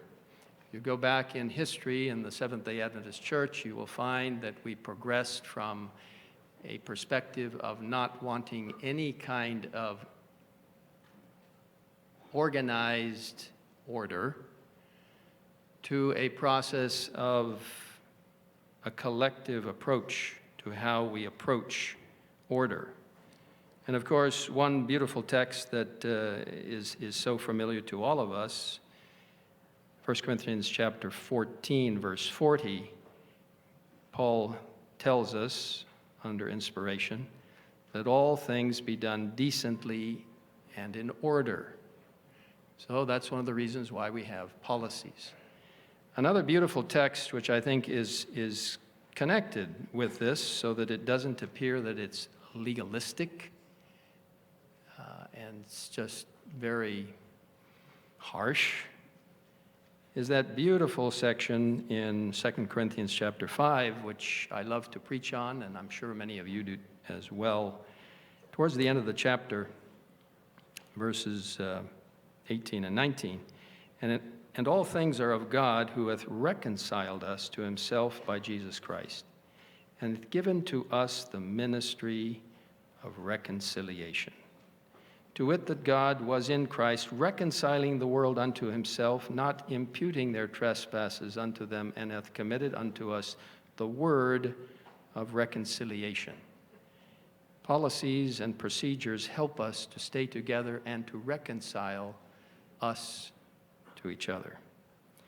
Now, the actions of the General Conference session itself, because we've been talking primarily about this body, the Executive Committee of the General Conference, but the General Conference in session constitutes the highest authority we have as representatives from around the world assemble, and they make decisions for the whole family. We don't have the beauty of the Urim and the Thummim that the Israelites had, that was worn on the breastplate of the high priest, one lighting up and the other clouding over when a question was asked, and we don't have a living prophet with us. So the Holy Spirit guides us in decisions that are made, and it's our privilege to trust the leading of God when we are all assembled. Now, I want to humbly share a very short citation from the Spirit of Prophecy that kind of gives us an example regarding how we relate to the annual council, but especially to the General Conference session, in session, and how it is that we can be reconciled to each other when we have differing opinions. And I offer this humbly to you. It's quite profound, and it's worth your looking at in much greater detail and reading in a more specific way. It's Testimonies, Volume 9, the last in the series, and pages 260 and 261. And again, I say you should read it for yourselves. You should look at the context. Beginning with a particular section and word here, it says, when in a general conference the judgment of the brethren assembled from all parts of the world is exercised, private independence and private judgment must not be stubbornly maintained but surrendered. Never should a laborer regard as a virtue the persistent maintenance of his position of independence contrary to the decision of the general body.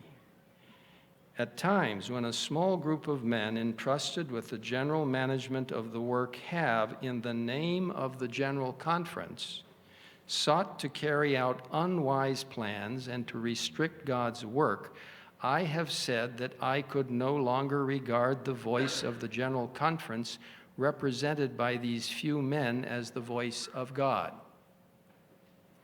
But this is not saying that the decisions of a General Conference composed of an assembly of duly appointed representative men from all parts of the field should not be respected.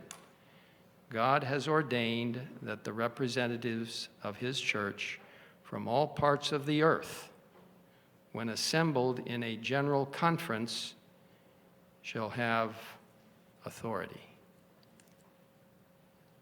This particular citation is worthy of your investigation and review in terms of how we relate to General Conference sessions and, of course, our own body here. At times there are disagreements and frustrations. And how is it that we should deal with those? Well, we're told basically that we are to humble ourselves before the Lord and each other. And that means all of us. That includes me. And that we are to work for reconciliation and the greater good of Christ's body. The policies which the body have voted already contain very specific instructions as to how to keep us together. When you look at the policies, and I would actually invite you to study the policies. Unfortunately, I think many are not acquainted with the policies, and they have come about over many years with a lot of thought and important input from this body. So there are areas in the policy that already treat how we are to stay together. However, as we face the future, there are potential challenges that may create deviations from the path we have agreed on. The need is for reconciliation and redemption to keep us together in humility of spirit under God's direct guidance. And as I close, I just want to share with you that what will be presented to you in a moment or so are ways which can help us maintain our unity and mission and provide for a redemptive process in working together under the Holy Spirit's guidance. I earnestly appeal to you, to all members of the Executive Committee of the General Conference, to support and vote in favor of the proposal that will be placed before us in just a few moments. This proposal has been carefully worked on by various writing groups, and may I say it has been overwhelmingly voted on in a positive sense by the General Conference and the division officer group. We're committed to being redemptive. We're committed to being part of a redemptive process to keep us together as a world family. And I humbly ask for your support of this proposal. Well, Brother Chair, that's kind of the way I look at it. Others may have a different opinion. They might see it differently. But at the appropriate time, Brother Chair, Mike Ryan, who's been close to this process, will help explain various aspects of the proposal and give us a little clarity as to the process. And Brother Chair, I respectfully thank you. Thank you. At this point, we're going to ask our distribution center to place in your hands copies of the document, and we would urge you to pass those out as quickly as you can. And once you have those in your hand, our secretary here at the table, Gerson Santos will read it for us, and we will go from there.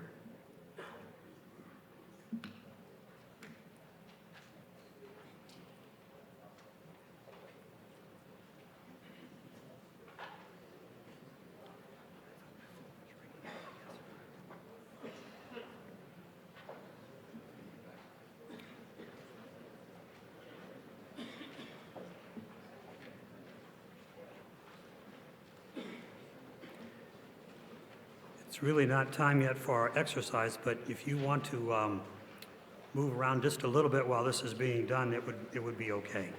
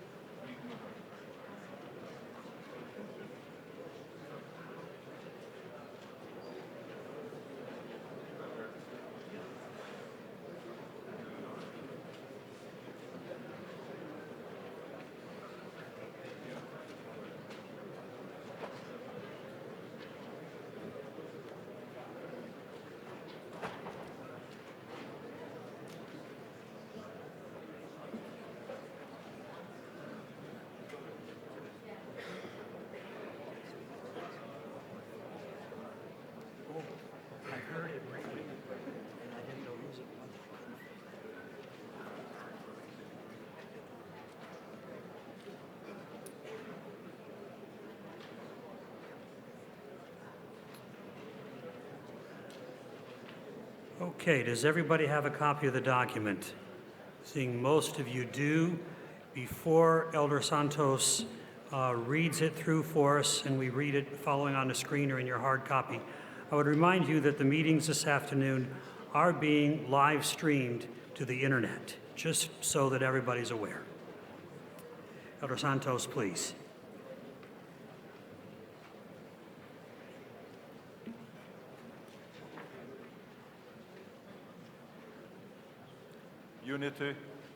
Unity in mission. Procedures in church reconciliation. The Seventh-day Adventist Church continues to grow with members coming from every nation, tribe, tongue, and people. These believers have the privilege of working and praying for the unity in faith and mission for which Jesus so earnestly prayed, John 17:11, 20 to 23. At times, such unity can be a challenge for a local church. How much more for a worldwide family of nearly 20 million people consisting of many different languages, cultures, and backgrounds. And yet, this is the high ideal to which we have been called. This is why it's so important to come together to pray, plan, and vote formal policies and guidelines. These provide a framework which helps to hold us together as one people, united in one prophetic mission and message. It is not something we should treat lightly or ignore. Rather, it represents our best effort as a world body to be faithful to God and move together. In order for any organization to function effectively, members will, at times, have to put aside personal opinions and preferences for the mutual good and health of the larger body. As imperfect human beings, we can expect that mistakes will be made. God is our infallible leader, but his followers won't always get it right. At times, individuals or organizations will operate outside the church's voted policies. Sometimes this happens by accident, sometimes on purpose, and maybe even with very good intentions. But policy has well-defined procedures to follow when an individual or entity feels the need of an exemption to a policy or other voted action of the church. When any one entity decides to go it alone, the whole church body suffers and is diminished. If not addressed, these actions can lead to charges of unfairness and can undermine the church's united mission. So what should the church family do when this happens? Ignore the situation, praying that the problem would just go away? Move in immediately and demand compliance? Or is there some other balanced path that we can take to hold each other accountable and to work together for our mutual good? After much prayer, consultation, and discussion, it is recommended: 1, to adopt the following steps of reconciliation with entities that appear to have overlooked or ignored the biblical principles as expressed in the fundamental beliefs, voted actions, or working policies of the church. A, listen and pray. This step begins with the executive officers of governing body become aware of an apparent reason for concern regarding a subsidiary entity's actions. The executive officers should then meet with the leaders of the subsidiary entity. This will provide an opportunity to pray together and listen to each other. B, consultation with a wider group. If it is found that there is a reason for further discussion, the executive officers of the next higher organization should, after consulting with the entity, establish a wider group to discuss the concern. This group, including lay people, pastors, and administrators from the entity and the broader church, should meet at least twice over a period of 6 months. This will provide an opportunity to listen to each other, pray together, and study God's will from His Word and the spirit of prophecy. Every effort should be made and sufficient time be given for personal visits, open consultations, meetings, and forums for dialogue. If the matter is one with critical time sensitivity, such as an entity preparing to take out an unauthorized loan that could not then be reversed, the executive committee, in consultation with their next higher organization, could authorize an amended time frame. The executive officers who established the larger group should provide regular updates on the discussions to their governing body and to the executive officers of their next higher organization. C, write pastoral letters. If after 6 months of discussion the matter has not been resolved, the executive officers of the next higher organization should write pastoral letters encouraging the executive officers and the governing body of the entity to lead their organization to be faithful to the biblical principles as expressed in the fundamental beliefs, voted actions, and working policies of the church. D, listen and pray again. If these letters still don't resolve the matter, the executive officers of the next higher organization should again meet with the executive officers and the governing body of the entity concerned to urge and encourage them to reconsider, unless an amended time frame has been approved in step B above. They should also request an opportunity to meet again with the group that has been addressing the matter. E, start phase 2 of reconciliation. If for some reason the above process of prayer and consultation does not resolve the matter, the executive committee of the next higher organization will need to consider the conflict resolution procedures referred to in recommendation 2 below. For the biblical principles as expressed in the fundamental beliefs or voted actions and policies of a worldwide nature, the General Conference will become involved.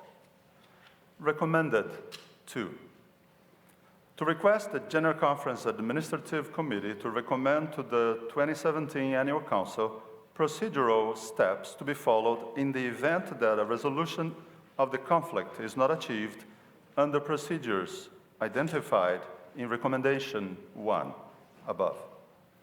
Upon the approval of this document, even though the full process has not yet been fully identified and approved, entities are authorized to implement the process where there are matters of non-adherence regarding biblical principles as expressed in the fundamental beliefs, voted actions, or working policies of the Church, and provide a report through the division, or, in the case of a General Conference institution, through the General Conference Administrative Committee at the next annual council of the General Conference Executive Committee.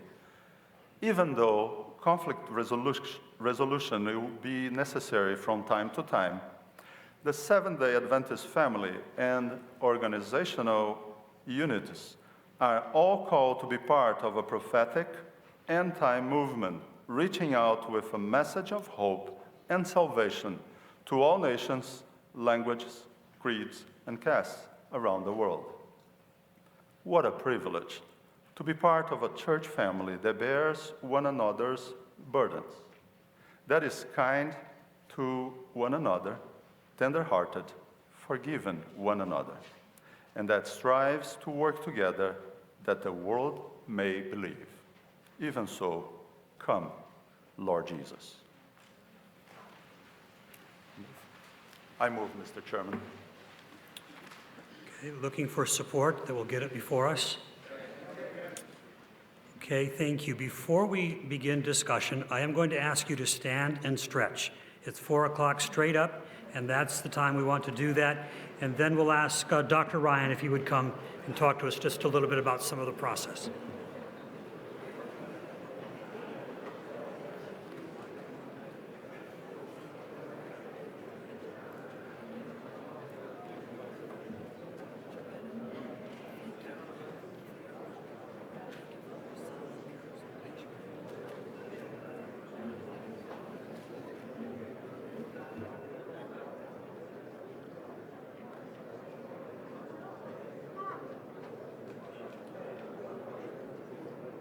Okay, now that we've got the blood flowing again, Dr. Ryan, please.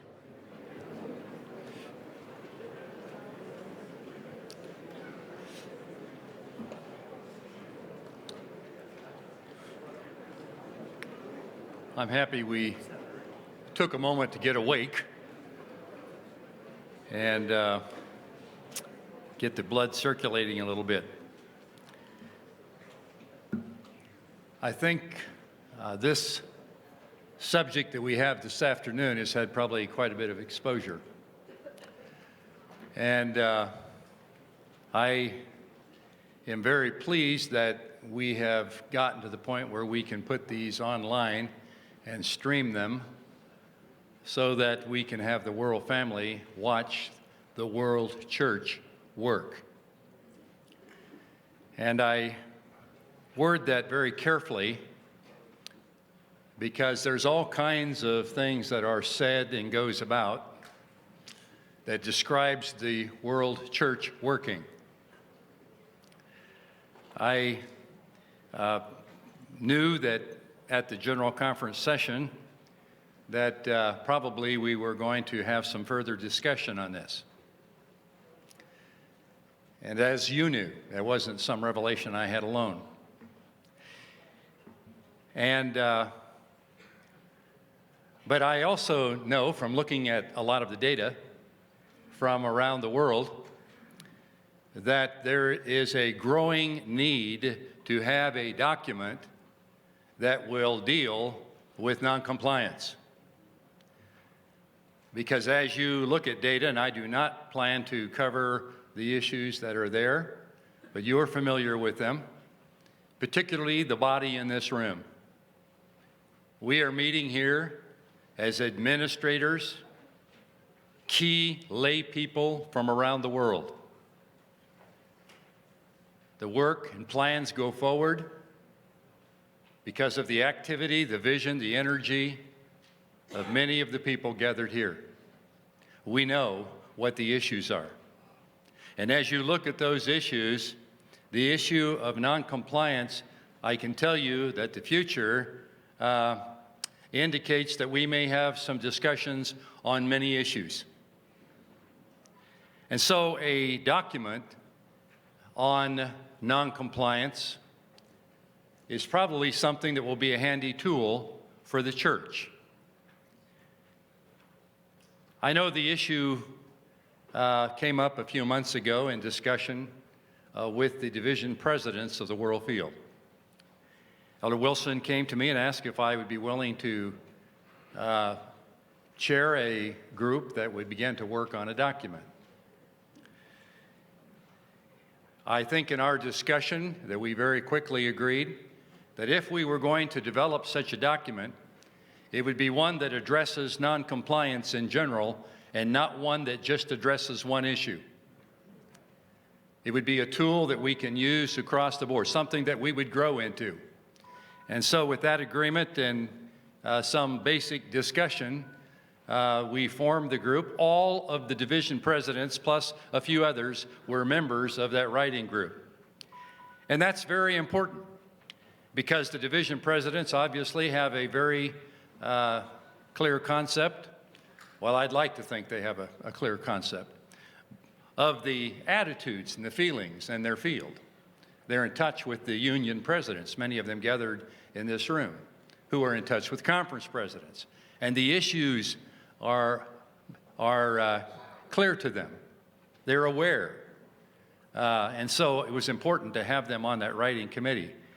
And of course, as we began to discuss and talk about various things, I want to be very honest with you.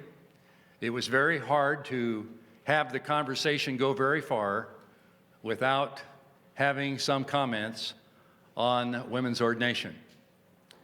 But we consistently would say, well, that may be one of the tests of this compliance document, of the non-adherence document, or adherence, ever how you want to word it.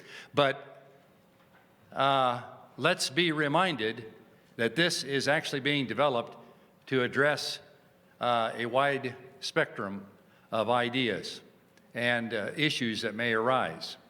And I think there was agreement to that, but it's very difficult when you are facing a difficult situation. It's hard to move away from it. So I want to admit that. However, out of that discussion, there were several basic principles that came out. Several values I like to talk about that came out of these discussions. And I just might make mention of them briefly. I think probably that one of the very first things that was mentioned, and mentioned by Elder Wilson to begin with in a conversation with him, and that is that what we do has to be redemptive. It has to be a statement that deals with this with compassion, with understanding. We are in the business of adding unions, not subtracting them. I can remember that. That's pretty clear direction,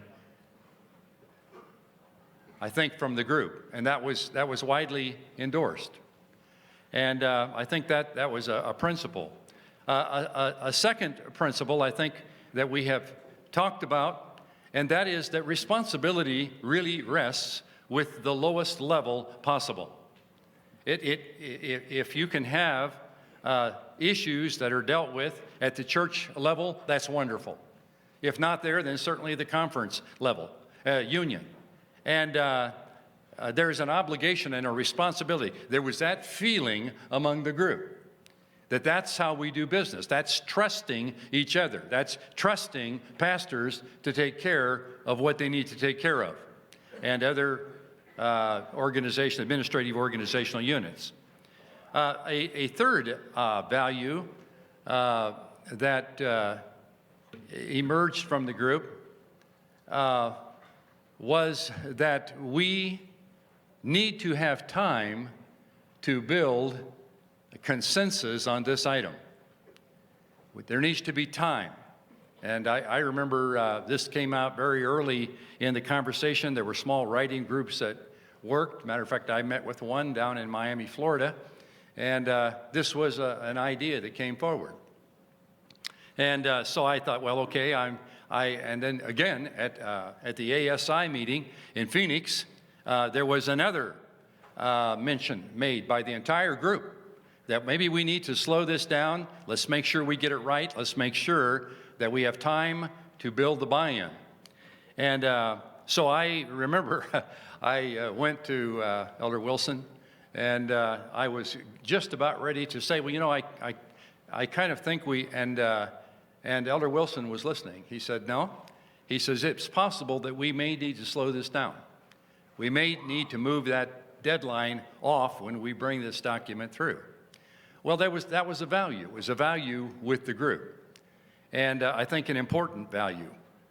I've heard many people say, well, you know, we've had a look at a larger document, and it's kind of interesting that we refer to another document. I have news for you. We don't have a document yet.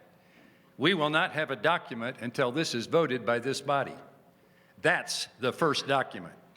Now, I can remember working on the 28th fundamental belief, and I believe I saw Angel Rodriguez here in the back of the room. I know Bill Johnson was part of that writing effort. And it was just actually kind of the three of us that were meeting and talking about that. And I remember one time walking into a meeting, this was months after we'd been working on it, and I believe, if I am not mistaken, Dr. Rodriguez pulled out draft 17. And I remember seeing that at the top, and I thought, my. But friends, that's how the church works. We have draft 1, and we debate that. We have draft 2, and we debate that. And 3 and 4 and 5 and 6, and finally, we find out where the center is.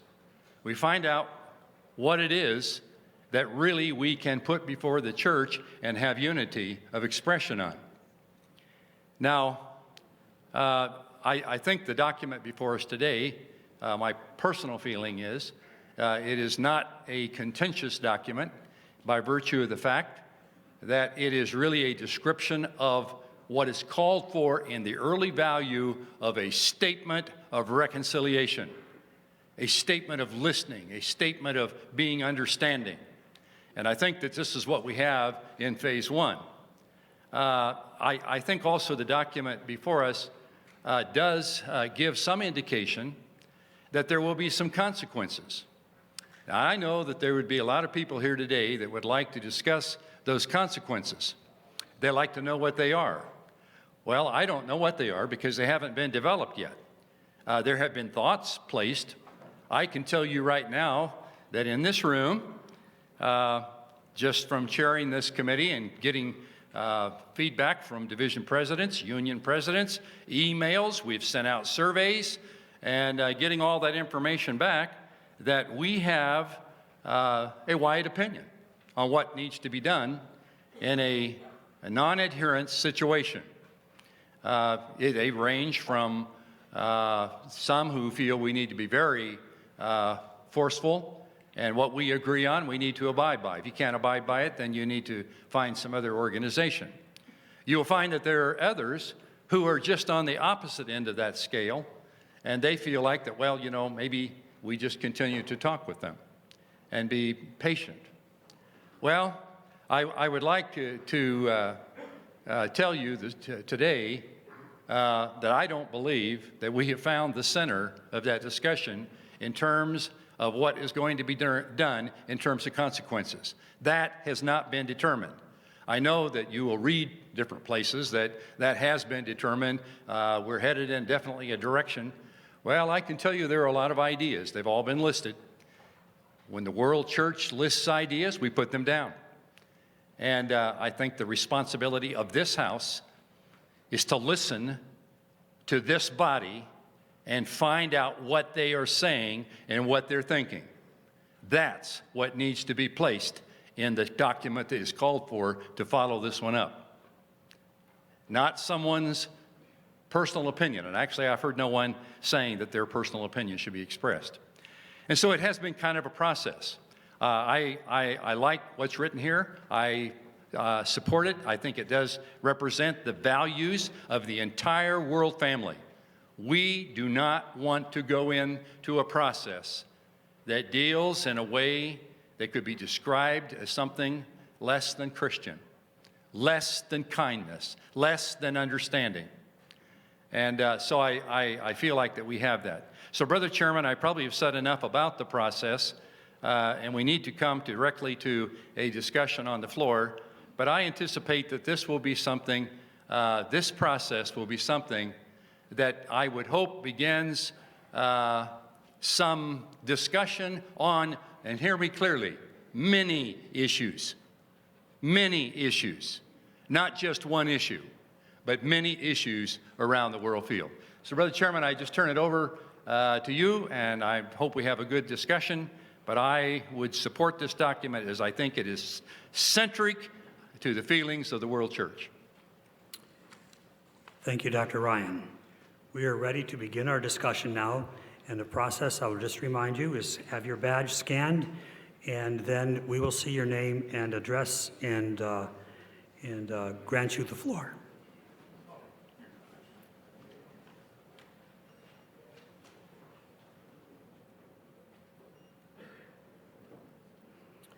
Okay, I'm seeing the name of David Ripley.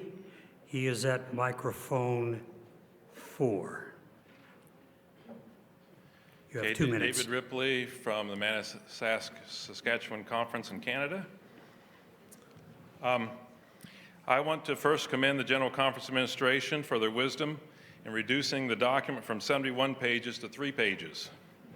I also want to affirm you for taking out the inflammatory language. It is best for us not to call tens of thousands of our brothers and sisters satanic, or as in the original document. I also want to commend you for making the document not just about one possible challenge, but can be used globally on many issues, as was stated just recently there. I believe that there is a section that was left out, and I guess I'm asking for it to be bigger than it is. It should be strange too. While listening is spoken of in the document a great deal, the document, I believe, lacks an attitude of listening. I would suggest a section that would allow an entity that was thought to be out of line a chance to share with the rest of the world church why it has taken actions that it has taken, instead of assuming it's wrong. I believe the document should allow a union, conference, or institution the opportunity to be heard by the body. I'm not able to make a motion since I only have voice, but urge someone with ability to move this document back to think about that as a section. And I would end with Mark chapter 9, verse 38. John said to him, "Teacher, we saw someone casting out demons in your name, and we tried to stop him because he was not following us." But Jesus said, "Do not stop him, for no one does a mighty work in my name will be able to soon afterwards speak to evil of me. For the one who is not against us is for us." Thank you. Thank you very much. Move on then to Deborah Jackson at microphone 2. Thank you for this opportunity.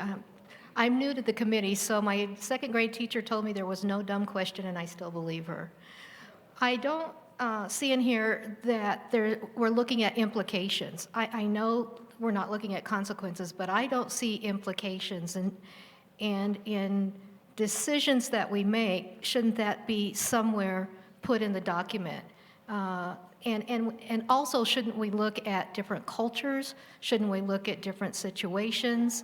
I just don't see that. It's to me, a bit rigid in the way that it's written. Thank you very much. We'll say that these comments are being recorded for our follow-up later, and there will be more material down the road, as Mike has suggested. Moving on then to Catherine Prophet, please, from the General Conference. Yes, I am a lay delegate from the General Conference. I had the privilege of serving as a delegate at the Pacific Union Conference constituency meeting. And at that time, I had no idea what my position was on women's ordination, so I began for the first time to study and pray. And as I was reviewing the Pacific Union bylaws, one particular article stood out.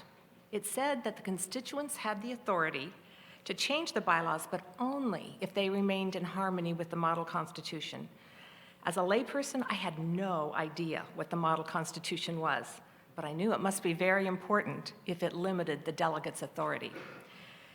I spent hours trying to get my hands on the GC working policy, and the model constitution. This is very, very difficult to do, by the way, if you're a layperson. And so I just prayed that the Lord would help me find it. But I didn't get an immediate answer. And then finally, on the very day of the constituency meeting, I went to breakfast, and when I came back, on the display of my laptop was the Union Model Constitution. This really had a profound effect on me because I understood how much, for maybe the first time, the unity of God's church means to him. And so my feeling is that as a member of the executive committee, I don't have the right to deviate from actions that have been taken on the world church. I am here as a constituent member, and regardless of my personal views, I have to set them aside for the sake of respect for the constituents that I represent and the unity of the church. Thank you very much. Thank you. We move to Blasius Riguri from the center microphone, please. Thank you, Mr. Chairman. The flow of the logic of this document from page 1 is good, but when we come to recommendation number 2 on page 3, Mr. Chairman, I am not sure whether we should tag time on on line 12, page 3, because it seems to indicate that we will be dealing with these issues only up to 2017, and I think this is a general document that will address issues and matters all the time. My reason is we should not put the year there. I think it should read like line 21, because line 21 is good, the next annual council.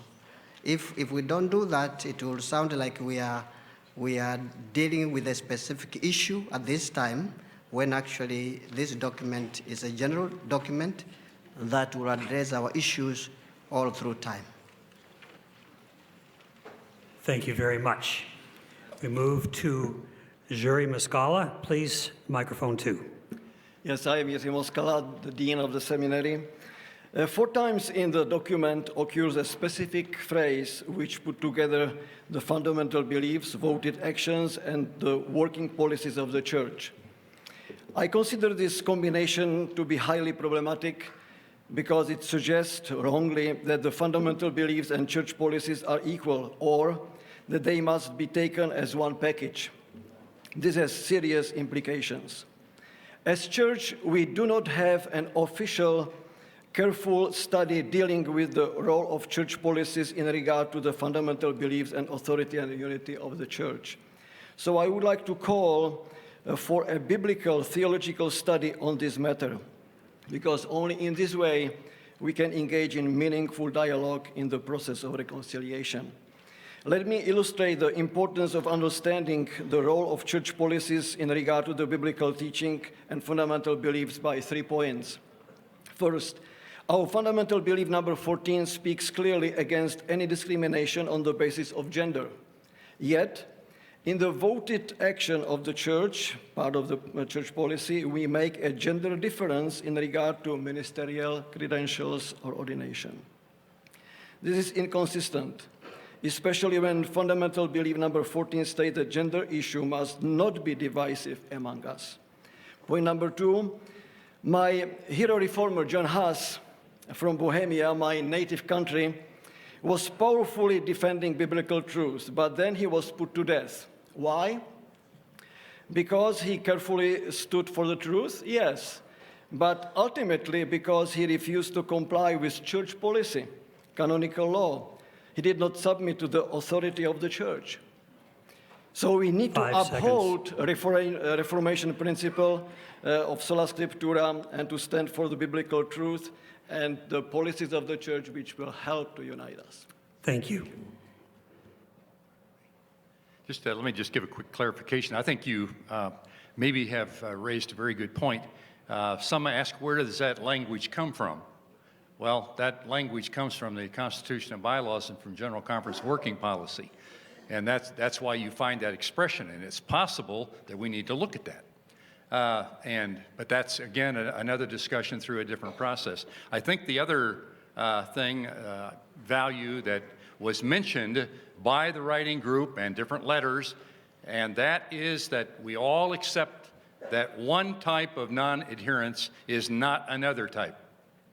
And because you can see quite a range, ranging from if you had an entity that all decided to have worship on Tuesday as the holy day, we could come to a decision pretty quickly.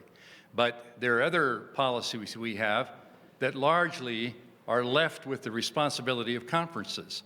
And so I think that probably what you'll see coming out in the second document is a distinction between different types of non-adherence.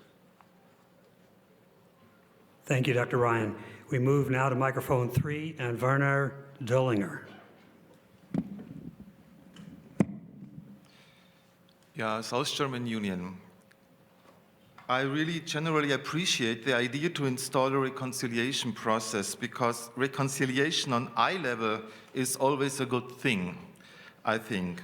But I wonder if it's realistic to start this process for every non-adherence to working policy, like in this paper it's mentioned on page 1, lines 40 and the following. We learned yesterday that GCAS gives 79% of a restricted opinion on working policy compliance. And I, as a former treasurer, know you get this restricted opinion only on core policy non-adherence. This paper talks about every working policy issue you can think of. In my field, I would have to start this process with conferences who do employ pastors that do not meet all the requirements for employment stated in our policies. I would have to start this process with conferences that take tithe money from members outside of their field and territory, and I could go on and on and on, even for my very small field in South Germany. The other problem has also been stated, that this non-adherence to biblical principles as expressed to the 28 fundamental beliefs are on the same level than voted action and even policy issues. So I really fear that all the entities that are assembled here will be swamped with non-adherence reconciliation processes, and I would like to ask this body if this is what we really want to happen. If we really want to invest all our resources, or a lot of our resources, energy in this kind of procedures. Thank you. Moving to microphone 5, Neil Billoff. Thank you, Tom. I stand in opposition to this document. Since its first draft, a lot of lipstick, I would call it, has been applied to this document to make it look better. And it is better, but I still have problems with it. It still has the struggle of the same integral components, one of force. We are voting a blank check that is not fully defined in the document. My 94-year-old mother asked me, what has happened to my beloved church? Are they going to force allegiance? As a boy growing up on a ranch with a couple thousand sheep, I learned very quickly that leading sheep works a whole lot better than chasing or beating sheep. It's a leadership issue. The book of Revelation is replete with verses speaking of a controlling power that would try to dictate the conscience of those who dare disagree. Please let us respect the religious liberty and conscience of those who may think differently on non-doctrinal issues. It was Ellen White in 1887 who said, "Force is the last resort of every false religion." Please let us not fall into the trap of forced religion. Thank you. Thank you. Moving to microphone 3, Dr. Wagley, please. Thank you, Brother Chairman. Yeah, I'm just noticing something relative to policy issue that concerns me, and that is you are out of policy if the year was 1900, and I would be in policy just by looking at your face. Because the beards were required as part of the policy, I understand, back in the turn of the century. So policies are very temporary. You know, not the kind of thing that you want to spend a lot of time around trying to bring compliance when they may be not that important. And yet we have a book of 655 pages of policy. And we need to be careful about creating a document that is going to absorb an awful lot of time trying to make people compliant. That's a huge waste of time and energy when we have to be about the mission. The first couple of paragraphs talk about we are united in mission. We are united in mission. Good night. We're all about trying to save souls for Jesus and trying to be very, very careful about how we work with Muslims. We're very, very, very conscious. That's why we are here, to bring people to the cross. And we want as many water carriers as we can get. We want all the people, on the field playing. And I hope the Cubs do win. But anyway, I want to see us go forward. It's time for the Cubbies to win. We got to get everybody. It doesn't matter who's handing out the water. So let me just say this. We need to be careful with this document. I think it needs more time. We need more dialogue. I want to sit down with G.C. Brethren from North American Division and say, how can we work together without creating this long, burdensome document? What troubles me is point number 2. For the next year, both the right and the left, the conservative and the liberal elements of our church, are going to be wondering what that is, and it's created a whole lot of time. Let's sit down, reason together. Please, let's consider about sending this back for more conversation. Thank you. Thank you. Moving to microphone 4, Dr. Ron Smith. Yes, thank you very much. I'm Ron Smith from the North American Division, and I'm representing the almost 300,000 constituents made up of students, evangelists, medical professionals who are all concerned, and was recently ambushed by many of them surrounding the hoopla developed by what may have leaked in terms of a document. I'm certainly in favor of voting this document down. I'm voting it down because of the major distraction that this causes from introducing, that this causes for young people and all who quest to share Jesus, just distracting them from the mission of our church. There's a whole lot of student mission activity on our university campuses that's thwarted now because of what seems imminent by this document. There are evangelism campaigns that are planned, that are sidelined.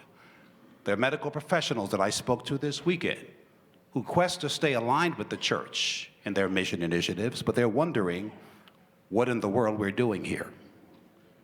Finally, I'm praying that the administrative committee of the General Conference would send a strong signal immediately across the world field that we cease to focus on this document, but instead redirect our attention to introducing people to Jesus by all appropriate means.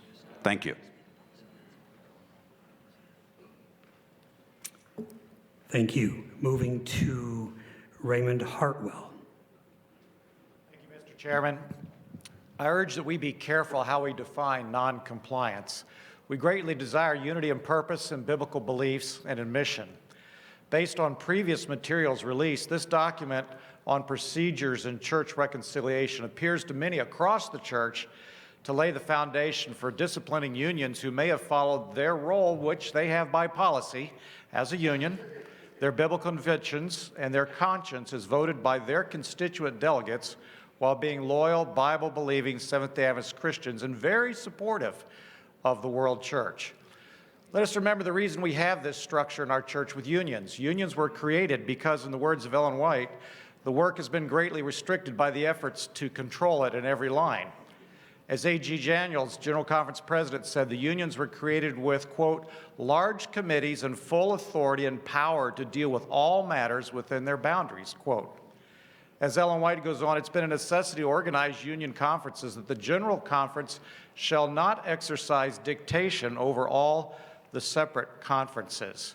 I appeal that we remember what unites us is greater than the differences we may employ to fulfill the Adventist mission and message.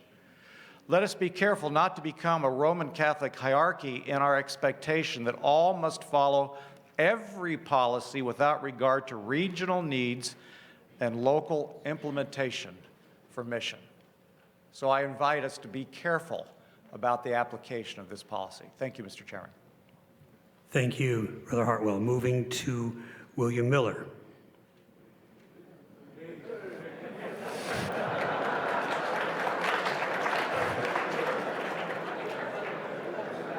Hopefully this will not be a great disappointment.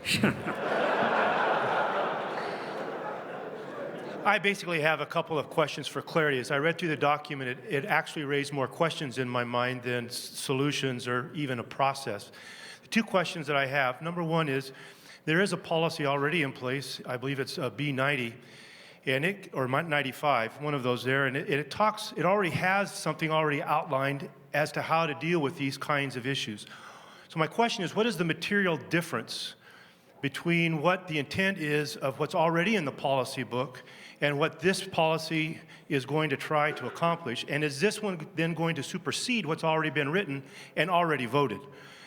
This policy that I see written here does not address what's already in and has been voted. So that's my first question. The second question I have is that within the context of the structure of the church, there are different firewalls. It seems to me that as I've read this, and this is where I need clarity, that the ultimate on any issue is going to be of a hierarchy of authority, which would be the General Conference, that there will not be firewalls at the different levels who've already been granted certain authority. And so I'm wondering if you might address those two issues. Thank you. Thank you.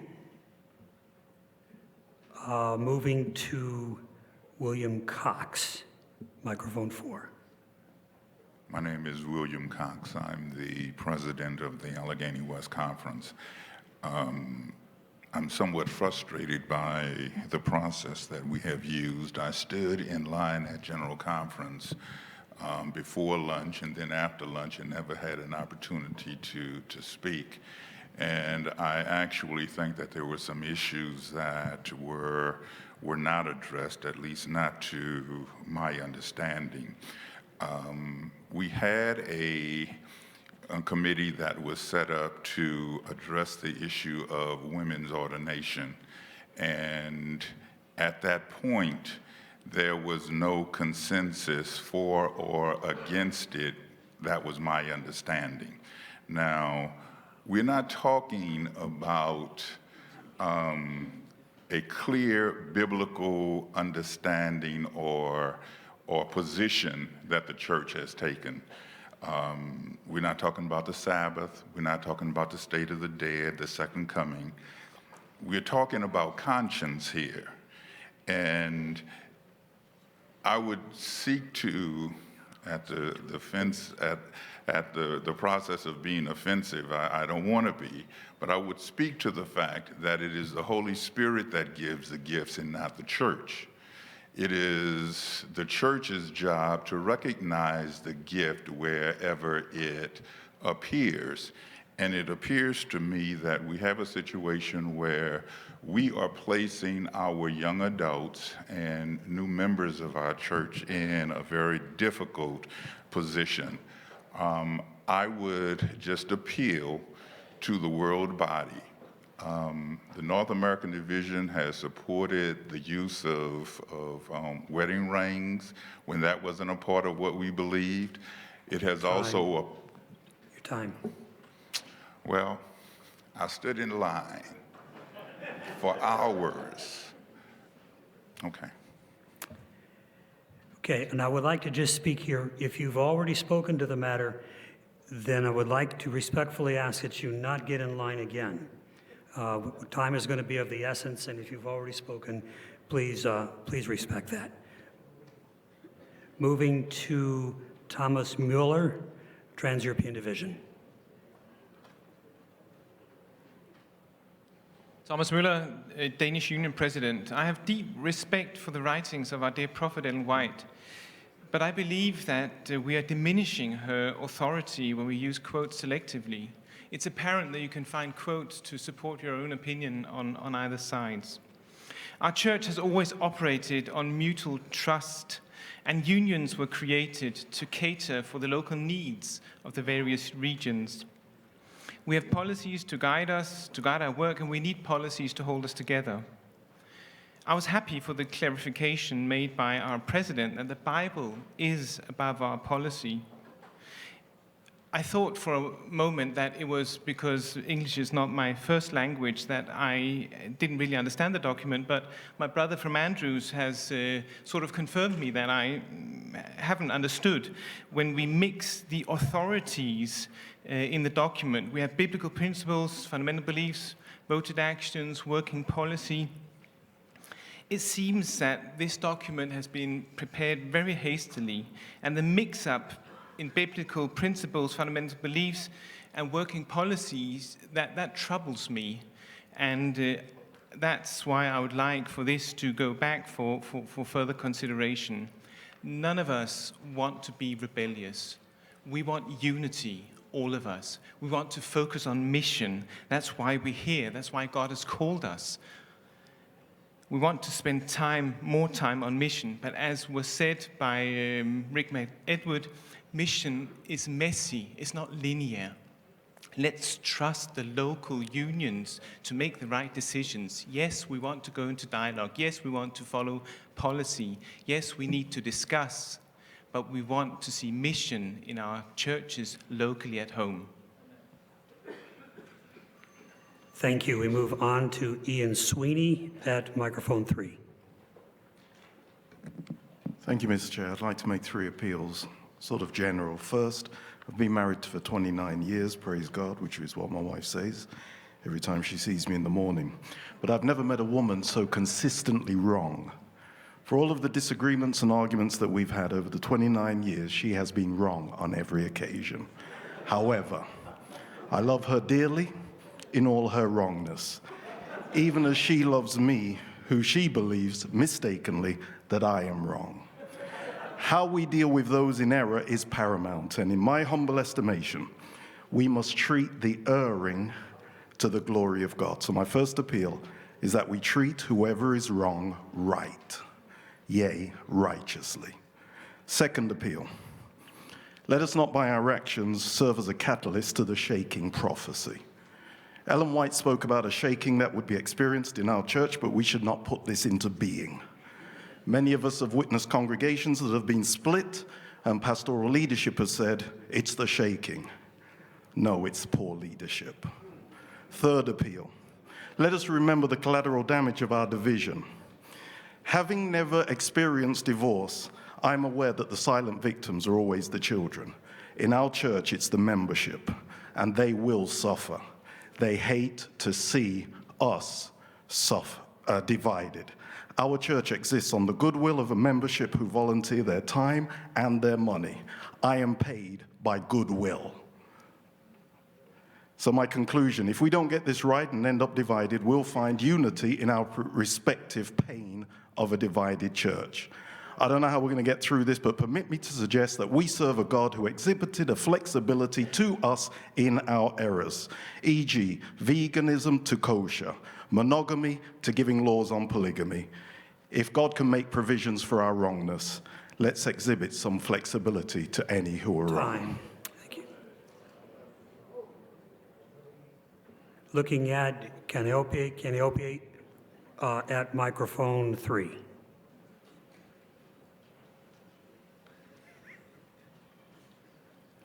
The computer does keep things in order, the order we receive them. So if people aren't quite in line and we don't call them from the front of the line, it's because they've sat down. I don't know if I said that right English-wise, but they've seated themselves and have come back to the line. So, Calliope, please. In fact, Mr. Chair, it's a point of order. So I am starting the other version of this meeting. Can the chair, please, help me understand what is the issue? That's not a point of order. The issue is the document in your hand. Mr. Chair, if you want me to restate it, I will state it.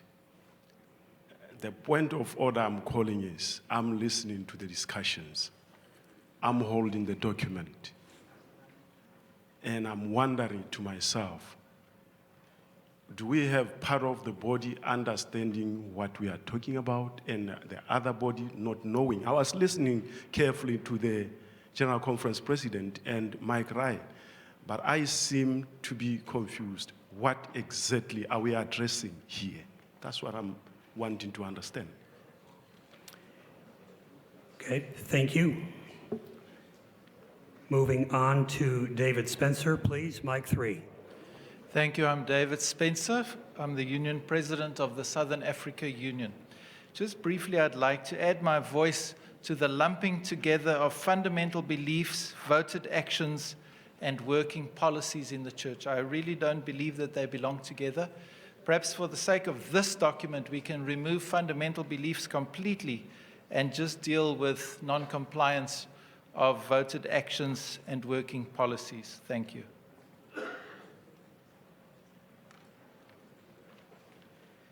Thank you. Moving to microphone 1. Yes, Rick thank you. Remmers.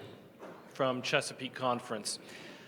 I appreciate the introduction that Elder Wilson made and the distinction between the sacredness of scriptures and the function of policy. As an administrator, I have found many times that I've appreciated the guidance that has been provided by policy.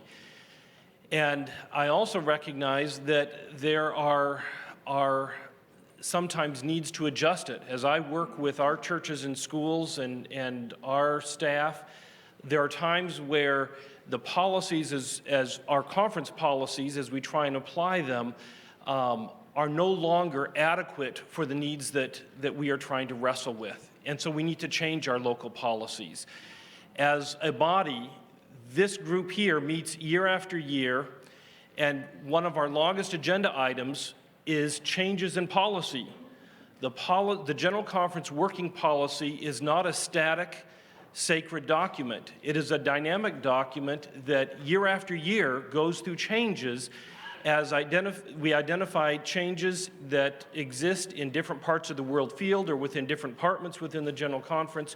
We change the working policy. Even the model constitutions are a part of the working policy, and they are models because this body votes them and gives them that authority. And I would just make an appeal that as we look at addressing areas of noncompliance, there are two ways to approach it. One would be to try and make sure that compliance comes about with the entity that's out of compliance. The other option is to say, how can we adjust our policies in order to be more effective in pursuing the mission in the different field? And so we need to be open to the dialogue that would lead in both directions. Thank you. Dr. Ryan. I just hesitate to have people here and having a question on what we're talking about without at least a brief attempt at that. Thank you. Because we have that obligation to make that clear. So we apologize if that's not clear. I think what we have here is a document responding to the call that we enter into a time of discussion and listening on the issues that might be before us on noncompliance. It's interesting to listen to the dialogue. Half of the comments have hinted at or come directly to the issue of women's ordination. That is not what this document is about. It's just not about that. I'm sorry. It certainly will be one of the tests of it, but it is a much wider definition. And what we're trying to do here is to describe that opening. Let's be reasonable. We're listening. People call for a longer period. Let's hear the discussion. Let's pray together.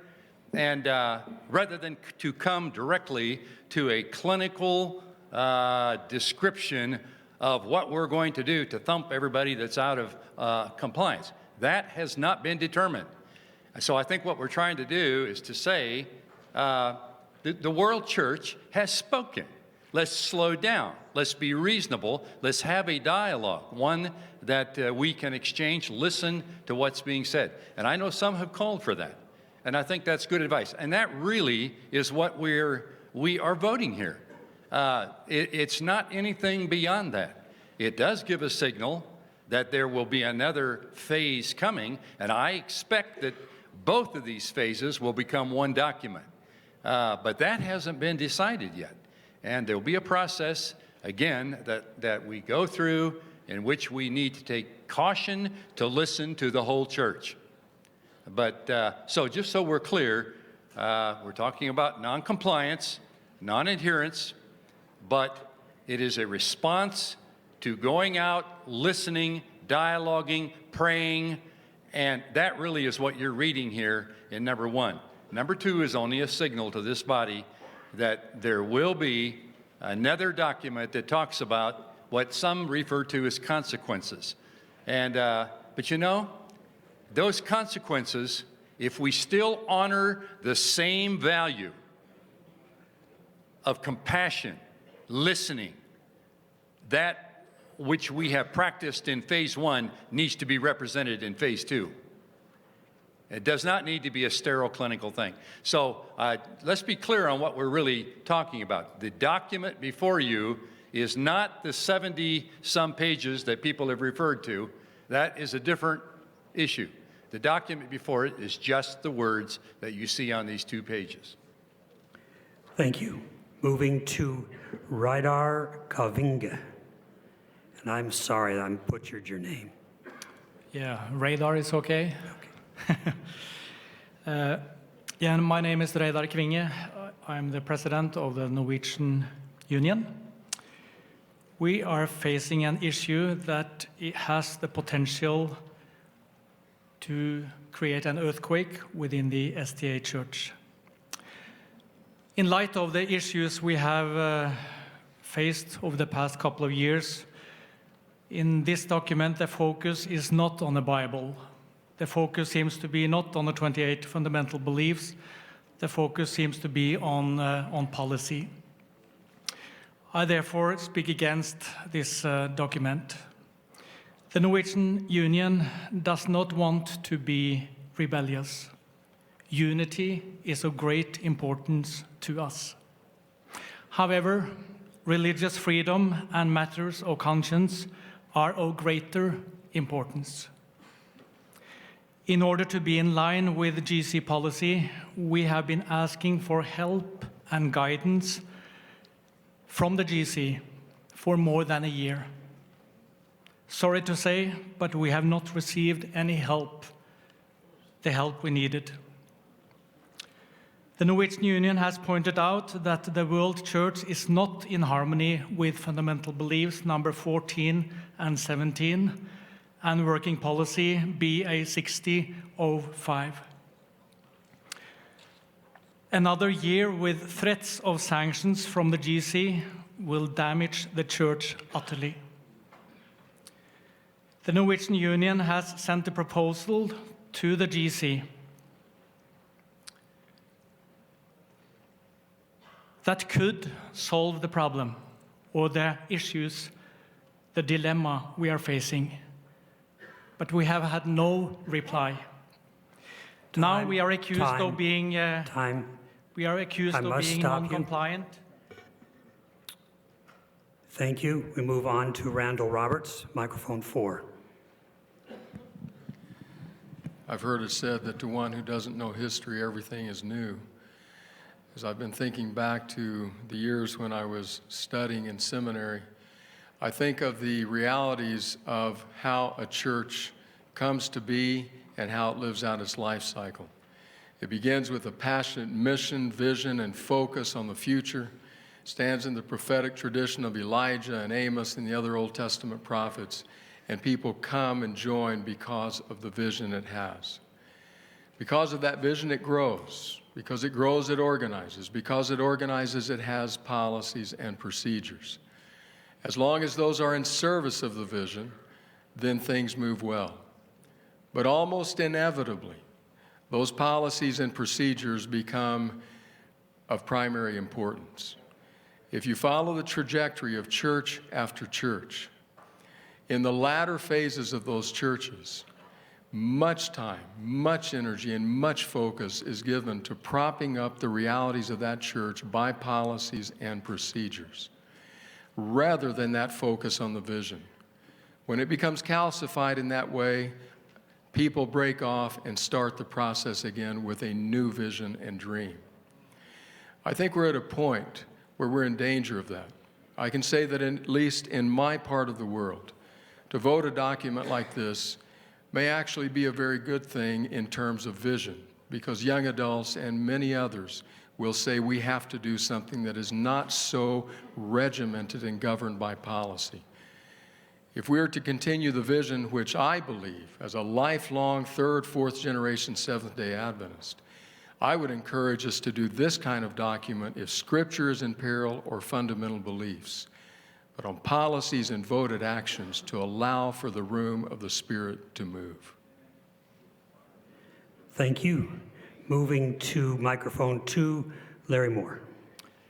Thank you, Mr. Chairman. Larry Moore, President, Southwestern Union, North American Division. I've been a Seventh-day Adventist now happily for about 55 years, and I've seen the church weather some storms. I read in the New Testament about circumcision that was finally dealt with, and I'm glad we got it out of the way before mission to the cities. Then there is the matter of food offered to idols, and we have chocolates now. So we've taken care of that one. The Seventh-day Adventist Church, since its inception, has had differences of opinion on different items. I think of the 1888 General Conference. I just read again George Knight's book on angry saints. And I saw a picture of the 1888 General Conference. I believe it was in Minneapolis that year. And everybody looked mad. And I thought to myself, you know, my church gets like this every now and then. People get mad. That's because they think they're right on one side of an issue or another. And I'm calling for us to have civil, decent discussion of all of this before we vote this document. I would like to add my voice to those who are saying we need to wait for a few months or even a year and discuss this thoroughly, because I think it's needed, and I think that will keep us out of the weeds. Thank you. Moving to microphone 3, Goran Hansen. Göran Hansen, President of the Swedish Union. When you come down the line, several of the issues that you were going to get here are already done. The issue, however, that was mentioned just briefly as we listened to the GCAS report yesterday, is quite interesting to see the graph of the non-compliance, and it's going to be a heavy work with the document as it's written today. Also, as we look, you know, what are we going to do with China, for instance? It's one of the huge issues that are being dealt with here today without mentioning it until now.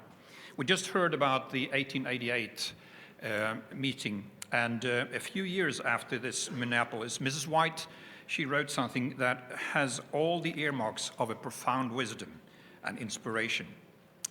With Minneapolis in mind and all that had happened since, she said the following: "We cannot then take a position that the unity of the church consists in viewing every text of Scripture in the very same light. The church may pass resolution upon resolution to put down all disagreement of opinions, but we cannot force the mind and will and thus root out disagreement." And she continues further down, "Nothing can perfect unity in the church but the spirit of Christ-like forbearance." You'll find this document in Manuscript Releases, Volume 11, page 266. Thank you.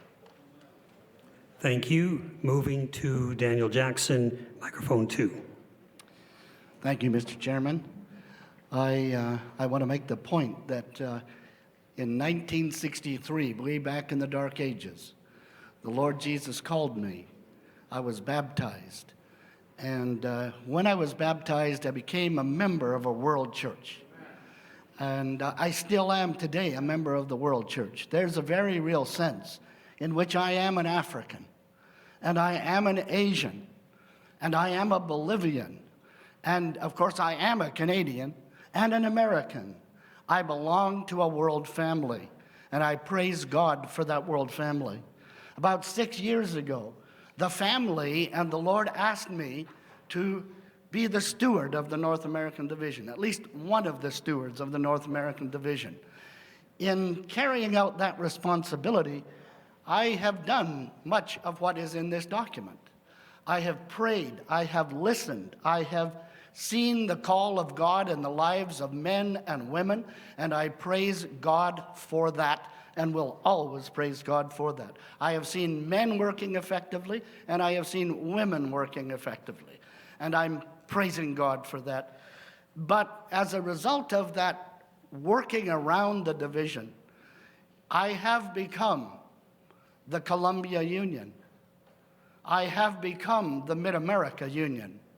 I have become the Pacific Union and the Church in Canada and a member of every union. I want to say I have a concern that we make sure in what we do that at the end of the day, we will be able to answer the question, has this decision really contributed to the unity of the church? Has it protected our young people? Has it protected our members? That's all I got to say. You don't have to say it, Tom. Mr. Houghton, please. Microphone 2. You know, I'm extremely puzzled by this discussion, and I want to speak in favor of this motion. It seems like to me that 90% of everything that's been said has been relitigating what happened in San Antonio. And we've heard Mike Ryan get up twice and say that's not our issue. And I would just like to say that there are lots of people watching this proceeding right now around our country with different ideas. And the question I have, does a vote in General Conference session mean anything? Does it mean anything? We spent 5 years and I don't know how many dollars preparing for Indianapolis, and we took a vote, and there was a vote. This is really not about women's ordination and cannot be. We're making it that, but it cannot be. Is this church, does it have a unity and does it have authority? I would encourage those of my brothers and sisters who I love, they're my friends, to find a different way to express their frustration with that vote than undermining the authority and the unity of this church. Thank you. Moving to microphone 2, Natasha Dysinger. As a young person, I don't know, I guess I have to echo what Mr. Houghton just said. I feel like when I first read this document, when it came to my inbox, I found it extremely refreshing. And I feel like if it weren't for the women's ordination issue and the discussions, the feelings that are going around on that, there would not be objections to this document. Personally, when I read it, I found it to be extremely pastoral in nature. What I'm hearing around the room is more like somebody feeling like this has been composed with the intention of a few select people being able to jump on everyone's back and tie the mint and the anise and the cumin. That is not what I read in this. What I read in this was, let's have some simple Christianity here and sit down and pray and discuss and communicate. And this is not just women. I'm repeating what Mike Ryan already said. This is not just about women's ordination. So I feel like this discussion would be, or this document would come to a very easy vote if it were not for the fact that we have, this elephant in the room. And I would just appeal, can we discuss this document on the merit of this document with the idea of simple Christianity in mind, that there's no one sitting in this room that's hoping to leap on everybody else's back and punish them for disagreeing with anything. So I would just appeal to us to take this document on its own merit and approve it without having to filter that through the elephant, which I do know exists, but let's take it one step at a time. That's my appeal as a young person. Thank you. Moving to Andrea Luxton, please. Microphone 1. Andrea Luxton, President, Andrews University. I would just like to make a general comment and then one very specific comment after that. Mike Ryan mentioned at the beginning that often these documents go through multiple revisions. My feeling is that this has been an excellent conversation, but it still needs more revisions. And I'll explain why I think that. Part of it is because of the speed with which this came, and unfortunately multiple documents coming together. And whether we like it or not, that is in people's minds. I had students, faculty, community members at Andrews University all saying to me, what is happening? Right? I think that is a problem. Secondly, I'm going to speak as an English teacher, if I could for a moment. Really, you need three things in a document, and many of the documents in our church have done that extremely well. This is what I'd call the second part of three. The first part is the foundations. On what assumptions are we making when this document flows? Two of those things we've talked about. What is the difference between doctrine, policy, etc.? Another one is, where does authority lie in the church? Big documents, but there needs to be something here which says these are the assumptions on which what we are saying follows. The third thing is the and so what, right? And we're saying, well, the and so what will come in a year from now. But really, the and so what is based on sections 1 and 2. And we really do not have number 1 sorted here. We don't need 70 pages, but we probably need more like 5. And we need to spend time looking at those issues and more collaboration, I would suggest, before we come back with a final document ready for vote. That would be my suggestion. My very specific thing, I only have 1 minute left. No, you don't have any time left. Sorry. Okay. Sorry. You don't know how this pains me to have to shut people up. You know, I say it that way because that's a colloquial expression, but we do have to keep to our time. Moving to George Evans, please, microphone 1. I'm not sure who George is, but I'm Tom. I'm with the sorry. North American Division. You know, it's very interesting. I'm here with friends. We say what is on our mind in our committees. Then we go out and eat together and slap each other on the back and have a good time. It's interesting that the North American Division was a division between 1913 and 1918, and then we were a division again in 1991. So suddenly I find myself working for the General Conference of Seventh-day Adventist North America. So I have loyalties to the General Conference, and I have loyalties to my 9 unions and my 59 conferences and missions. And so all that time period, we had 9 unions who were like divisions themselves. And so I think we got along pretty good and that kind of thing as well. So here we are today. We're supposed to vote this document. It sounds like Nancy Pelosi there in the House some time ago saying, let's vote it and then we'll figure out what it says. So, you know, it would be nice to perhaps go in a different direction for a while. It's like when Spectrum released this document, then suddenly we had people angry all over the whole North American Division, which we heard about. We had kids, millennials and other people saying we're going to leave the church.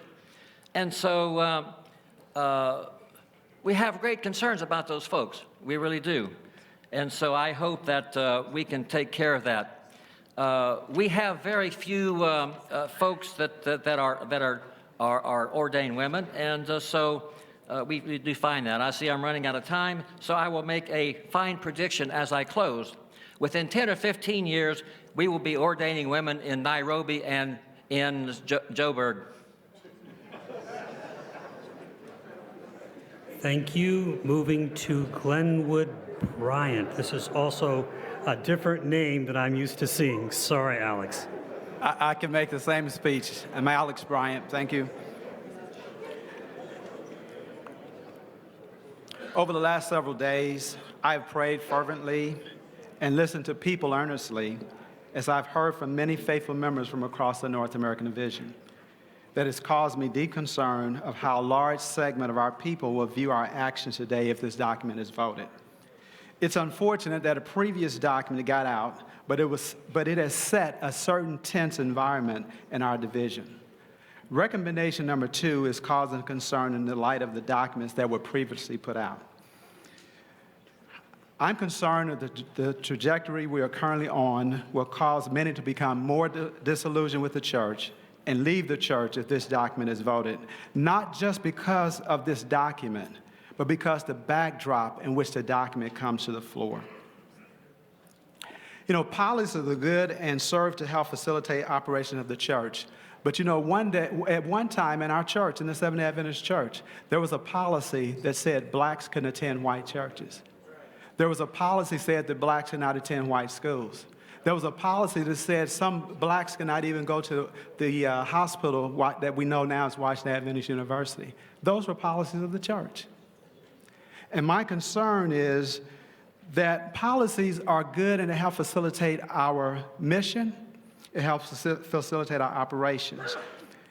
But I think we need to be very careful about the consequences for those violations. They're not doctrines, they're not scripture, and we must not come close to treating the violation of a policy as though it is a violation of our doctrines.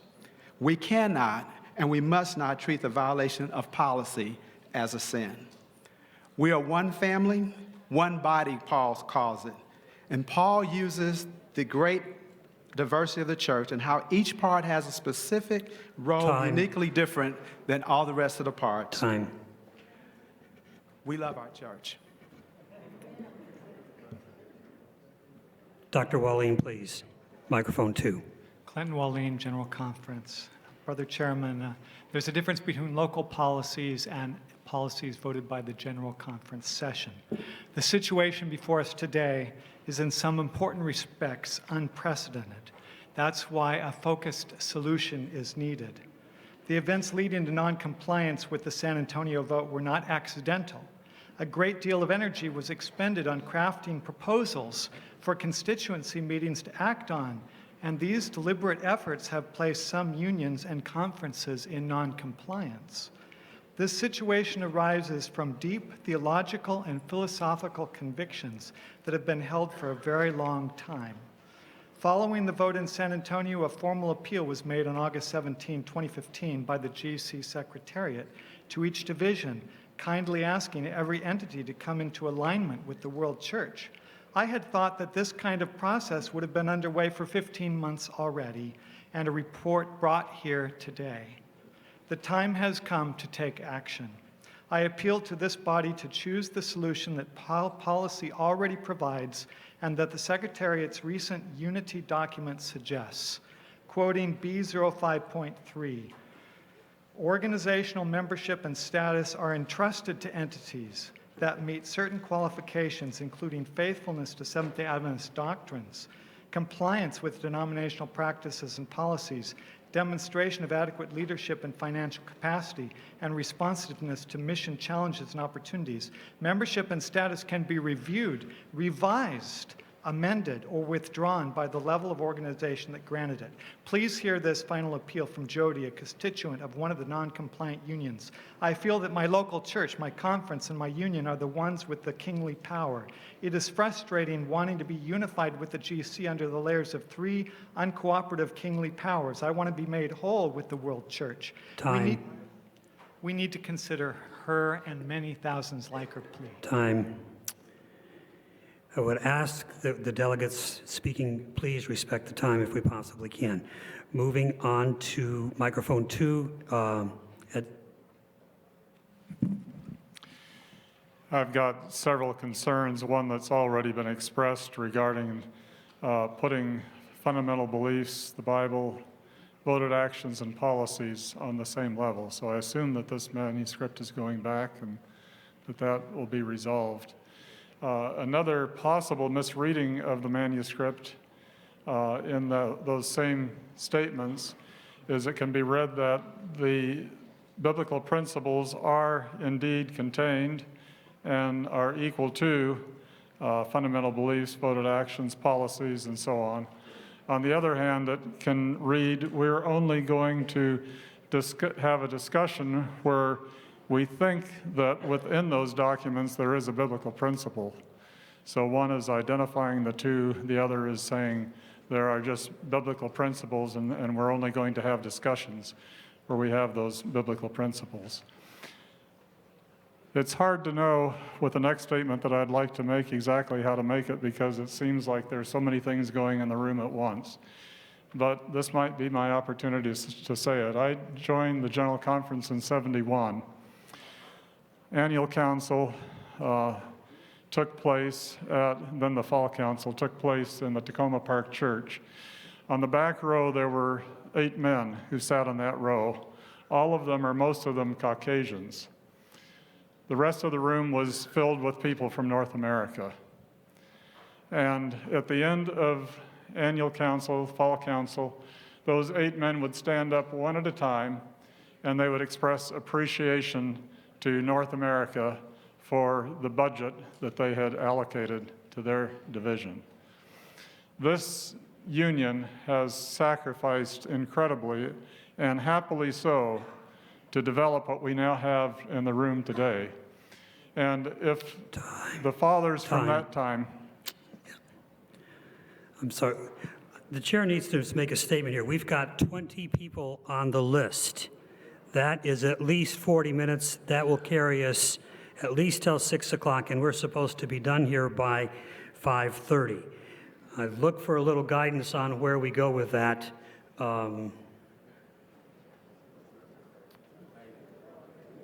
We haven't got any guidance for that. Let's move on then. We'll move on to Bradley Kemp at microphone 3. Thank you. Brad Kemp, South Pacific Division. What a wonderful thing it is to be talking about unity. But I think we need to be clear what we mean when we talk about unity. You know, there was a document that was put out and sent to us a few days ago. And I've got to say that the reaction to that document has not been particularly positive. When my daughter, who is a 27-year-old church member, saw what was being said in that document, she was aghast, and she began to wonder what church she belongs to, because that document does not really reflect what unity really is all about. You know, when you talk about unity, unity is focused around our purpose and our mission, our beliefs and our values. Uniformity, on the other hand, is built around practice, application, and function. The larger our church becomes, the greater diversity is needed. And allowing for diversity of practice is what leads to unity. Forcing uniformity of practice is what leads to disunity. And so, as we seek unity, we need to be clear as to what we're really talking about. We have before us a set of procedures that seek to try and emulate Matthew chapter 18, and that's a good thing. But we need to be careful that we have genuine dialogue around what is important. My time up? Yes, it is. Thank you. I had more to say, but... Let me just say, as a chair, I'm going to rule that we add no more names to the list, but we will take every name that we have on our list at the current time. So we will go until about 6 o'clock. Moving to Mark Johnson, please, microphone 2. I can appreciate the tremendous challenge that comes with trying to provide some direction for a church as diverse as the Seventh-day Adventist Church. Because I serve as the president of the Canadian Union, as I travel across the 7 time zones of that union, I find that there is great diversity. And, Brother Chairman, as I look at this assembly here today, I see those within this room who represent the point of origin of many of the people who have become immigrants and citizens in the great nation of Canada. Each of those comes with a set of expectations and practices which they have pursued in their homeland. It becomes an interesting challenge to serve as a leader, because in doing so, the idea, as I understand it in leadership, is how to bring people together toward a common cause. The youth, the young adults, and the seniors of the church in Canada are people who recognize that we have a lot of work to do. Jesus is soon to come. We need to focus our energy and our attention on how to proclaim that message and utilize every single individual who's willing to become involved in proclaiming its mighty truth. Thank you. Thank you. Microphone 3, Ricardo Graham. Thank you, Mr. Chairman. A few years ago, my wife came home and said she had bought me a new pillowcase. She pulled it out and it said, Mr. Right. I smiled, but her smile was bigger. Then she pulled out her pillowcase that said, Mrs. Always Right. The only person who is always right is God. We are wrong many times. I think this is a good document. I can't support it because I think it can be better for many of the reasons stated before me that I will not take up my time in repeating. I'm prepared not to vote for this particular document. I do believe that even though we say that ordination of women is not the issue under discussion, we can't believe that if ordination of women had not taken place, that we would be here discussing policy violation. The document that was released, that was leaked out of a committee, has colored North America and perhaps the world church. There are people concerned about what happens. Someone has said it's important to follow the leader, but it's also important to look ahead and see where the leader is leading. Some are concerned that though this document sounds good, that there may be some stronger words coming in the future. And from the Public Affairs and Religious Liberty section of our policy, line 5, it says, FL05, rather, line 12, the use of force and coercion is inimical to life, to dignity, and authentic religion. Finally, quoting Gamaliel, and now I say to you, keep away from those men and let them alone, for this plan or this work is of men, it will come to nothing. But if it is of God, you cannot overthrow it, lest you can even be found to fight against God. Acts 5:38 and 39. Thank you. Thank you. Moving to microphone 1, Gary Thurber, please. Hi, Mr. Chair. I stand here saying that as a church, we have to have accountability. There has to be implications to decisions against what we vote, those kinds of things. And so in no way do I want to see that go away. As a pastor, I saw churches suffer greatly that refused to do godly discipline. As a conference president, I was called upon many times. I was even called weak by many people because I wouldn't come in and fix a problem in a local church. But our manual wisely, I believe, says presidents don't have the authority to go in and implement discipline in a local church. It is a local church's decision. I could be used as a counselor. I was even called to chair a few meetings, but I had no vote. And it was the church's decision.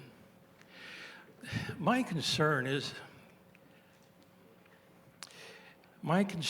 it goes back to something Mike Ryan said in his intro. I just think we need to be very careful to make sure we keep discipline at the right level, because good discipline takes a lot of time to do well. If you just discipline according to policy without listening and talking and spending hours, there's usually always a bad result. And so godly discipline has got to take lots of time. My concern is to raise all of these things to the level of the General Conference. For them to do it well, for them to do the discipline right, will take hours upon hours. That I would much rather them focus on mission and leave the discipline to the level that our church already prescribes. Thank you. Time.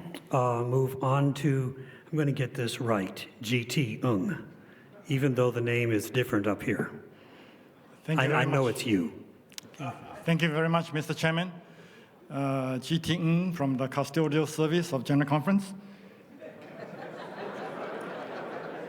Mr. Chairman, I'm very proud of this church because it prides itself as the church of prophecy. And this afternoon, I hear of prophecies being uttered from prophets or sons of prophets. Whether they are major or minor, it is not for me to decide. But the other prophecies that I cannot find in the Bible or the spirit of prophecy. This morning, I heard that this document is capable of setting the church on fire. I never knew that. This afternoon, we heard such words such as splitting, causing earthquake. And if we stay on until 8 o'clock, we will hear terms like tsunami and Armageddon. Where in the world those terms come from? I think this document, this afternoon, what is on trial is not this document. What is on trial is our faith and belief in the spirit of prophecy and the Bible. We have been clearly foretold that what is decided at the General Conference is decided by the highest authority on earth, and either we believe that or not, it's up to us. Our General Conference president has already told us at that time, he will move on, whatever the vote. When the vote is taken, he will abide by that vote. And now it is our turn to move on. Thank you, Mr. Chairman. Thank you. Moving to Billy Biaggi. I think that it's clear that this afternoon we have many speakers that feel more comfortable speaking in English, and we have hundreds of voting board members that don't feel so comfortable to speak. But each one of us has the right in front of the Lord to pray and to ask Holy Spirit guidance to take the best decision for the church. And I think that I support this document because of three simple reasons. Number one, our church, Seventh-day Adventist church structure, is true that it's based in delegated authority from the local churches to the conference, unions, and the general conference. But each one of those different levels, constituency, have their own area of action. But only the general conference in session has the constituencies of that session has the authority worldwide. Therefore, we approve in GC session the main documents, the fundamental beliefs, the church manual, and actions that will have a worldwide impact. And therefore, we need to abide with those decisions. Those documents are helping us to be united and also to fulfill the mission, although some can think differently. And compliance and adherence with this will help our decisions and to avoid fragmentation and the way of congregationalism that is very dangerous for our church. So I support that we will abide with the worldwide church decisions in GC session. Thank you. Moving to Keniope. Keniope, last time you spoke, it was a point of order, so we'll let you speak again. Thank you, Mr. Chairman. I would like to still express, you see, it's one thing to vote something and expect people to implement, and then tomorrow you hear something else. I have been a union secretary for a while and then led the conference as conference president 5.5 years. Now I'm union conference president. Every decision that the World Church takes, whether here or at the General Conference, we do our little best to respect. That's why I asked a question earlier, Mr. Chair. I said, what is the issue? At least, but anyway, when I read the General Conference working policy, out of which the divisions of the General Conference build their policies, of course the same anyway, which we are requested to comply with as unions on B1510. B1505 talks about administrative voice of the church. B1510 says adherence to policy required. So I'll leave that one because all of us here are leaders. I'll go to the document that was read here, which we read to our committees at lower levels, about an appeal and appreciation for all church entities. We took that reading here last time as an appeal. So that's why I still ask, what is the problem? Because if the policy that we operate with is still a global decision that we agreed on, I really feel like then we need to comply, unless if we have otherwise something new. For that reason, Mr. Chairman, I plead with the body. Let's stay as a global body and act as a body. I thank you. Moving to Solomon Mafosa at microphone 2.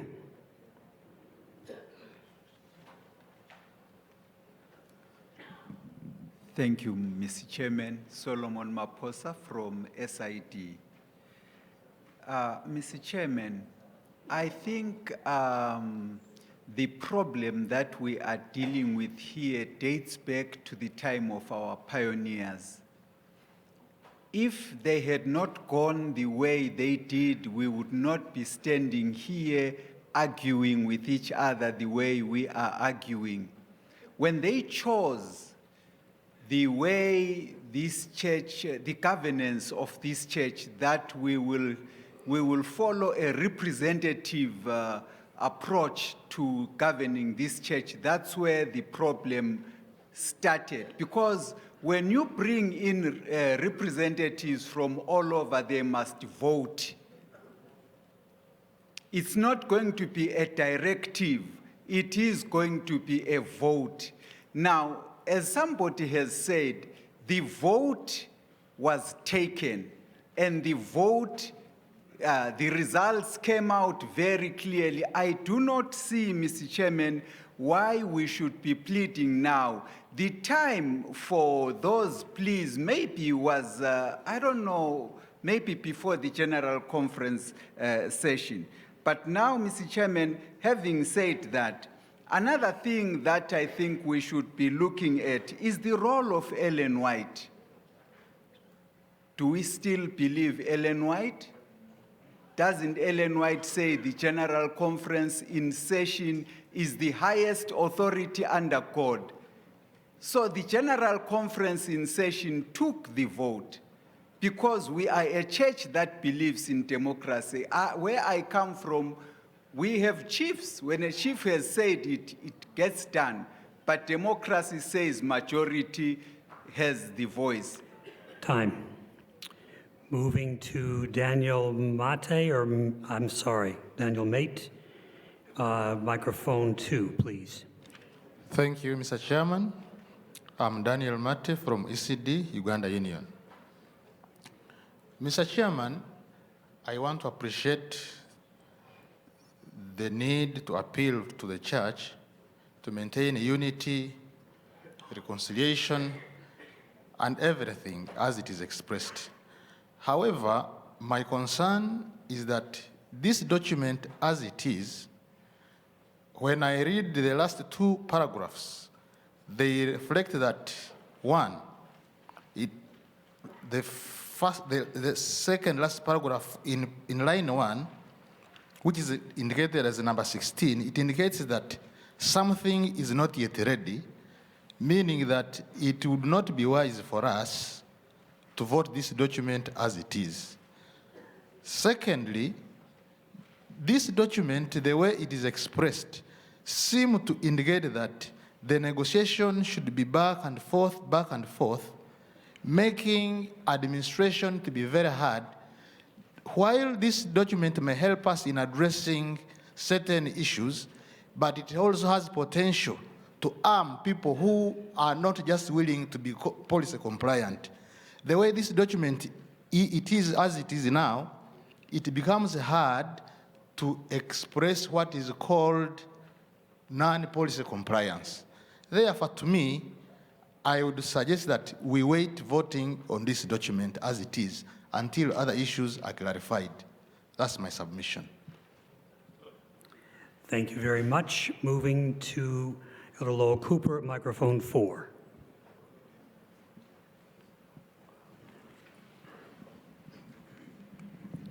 Thank you, Brother Chair. I think it is a good thing for the church to work towards having an organization conflict resolution procedure. From that standpoint, I think that this represents a welcome introduction. However, I, along with others who have already expressed on this point, feel that the document before us today has developed in a rather rapid sequence, and it merits, before final expression, this kind of discussion.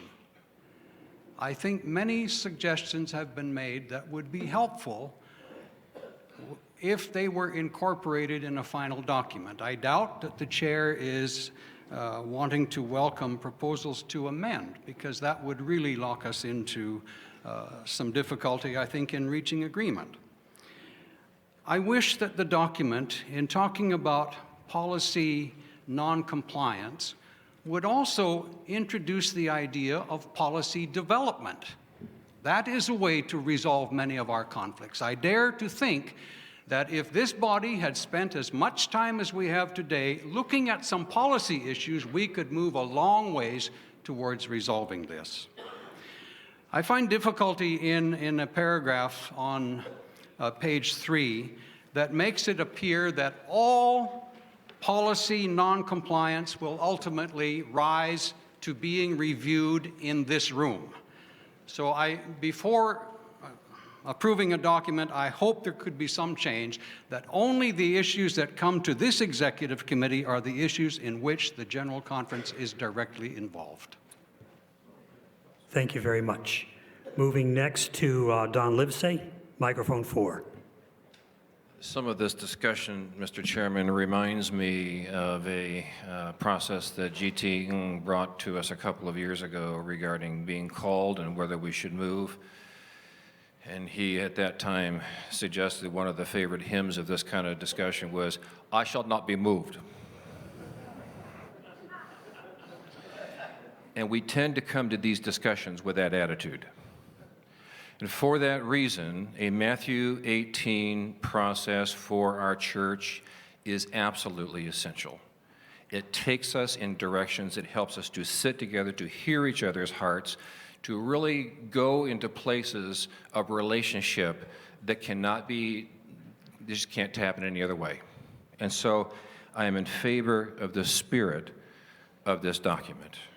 However, and Lowell Cooper expressed it way better than I could, I would like to, Mr. Chairman, move to amend to remove on page 3, lines 11 through 21.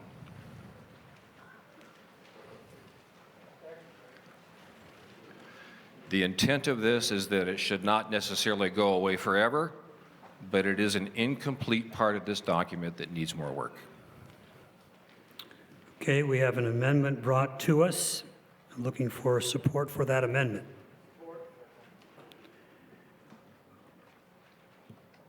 Okay, we have a second. The amendment is before us. And those of you who are at the microphone in our queue, continue to stay there. Anybody wish to speak to the amendment? The amendment is to remove lines 11 through 21 from this document to enable further development down the road, if that's my understanding of the amendment. Page 3, lines 11 through 21. Anyone wishing to come to speak to the amendment? Yes. Microphone 3. Yes, Brother Chairman. Leslie Pollard from Oakwood University, North American Division. I normally agree with almost everything that Don Livesey says, except in this instance, I wish to oppose the amendment because I wish for the entire document to be reconsidered. And so I would not want to send a false signal. I oppose the amendment simply because I wish to have the entire document in its entirety, from its theological foundations to the way it handles policy, to the sacralization and the, as we say, the lateralization of some of these key principles where things are certainly not equal. All of that needs to be studied all over again. And so for that reason, I don't support the amendment. Thank you very much. Anyone else speaking to the amendment? Yes, Dr. Wilson. Brother Chair, I would speak against the amendment. I'll tell you, this portion is really meant to work with our normal process that we have within the General Conference and the Policy Review and Development Committee to then alert senior world leaders along the process, and what is produced will be brought back to this body so everyone will be able to look at it. In order for us to proceed in this manner, it would be a good idea for us to keep that in the document. Thank you. Any other comments to the amendment? In the interest of time, and I think you can do this if you need to put your heads down so you don't see anybody else voting, I'm going to ask for a show of hands. All in favor of the amendment, please lift the right hand. Those opposed to the amendment, the same. Okay, the amendment fails, and we move on then to Leslie Pollard at microphone 3. Thank you very much, Brother Chairman.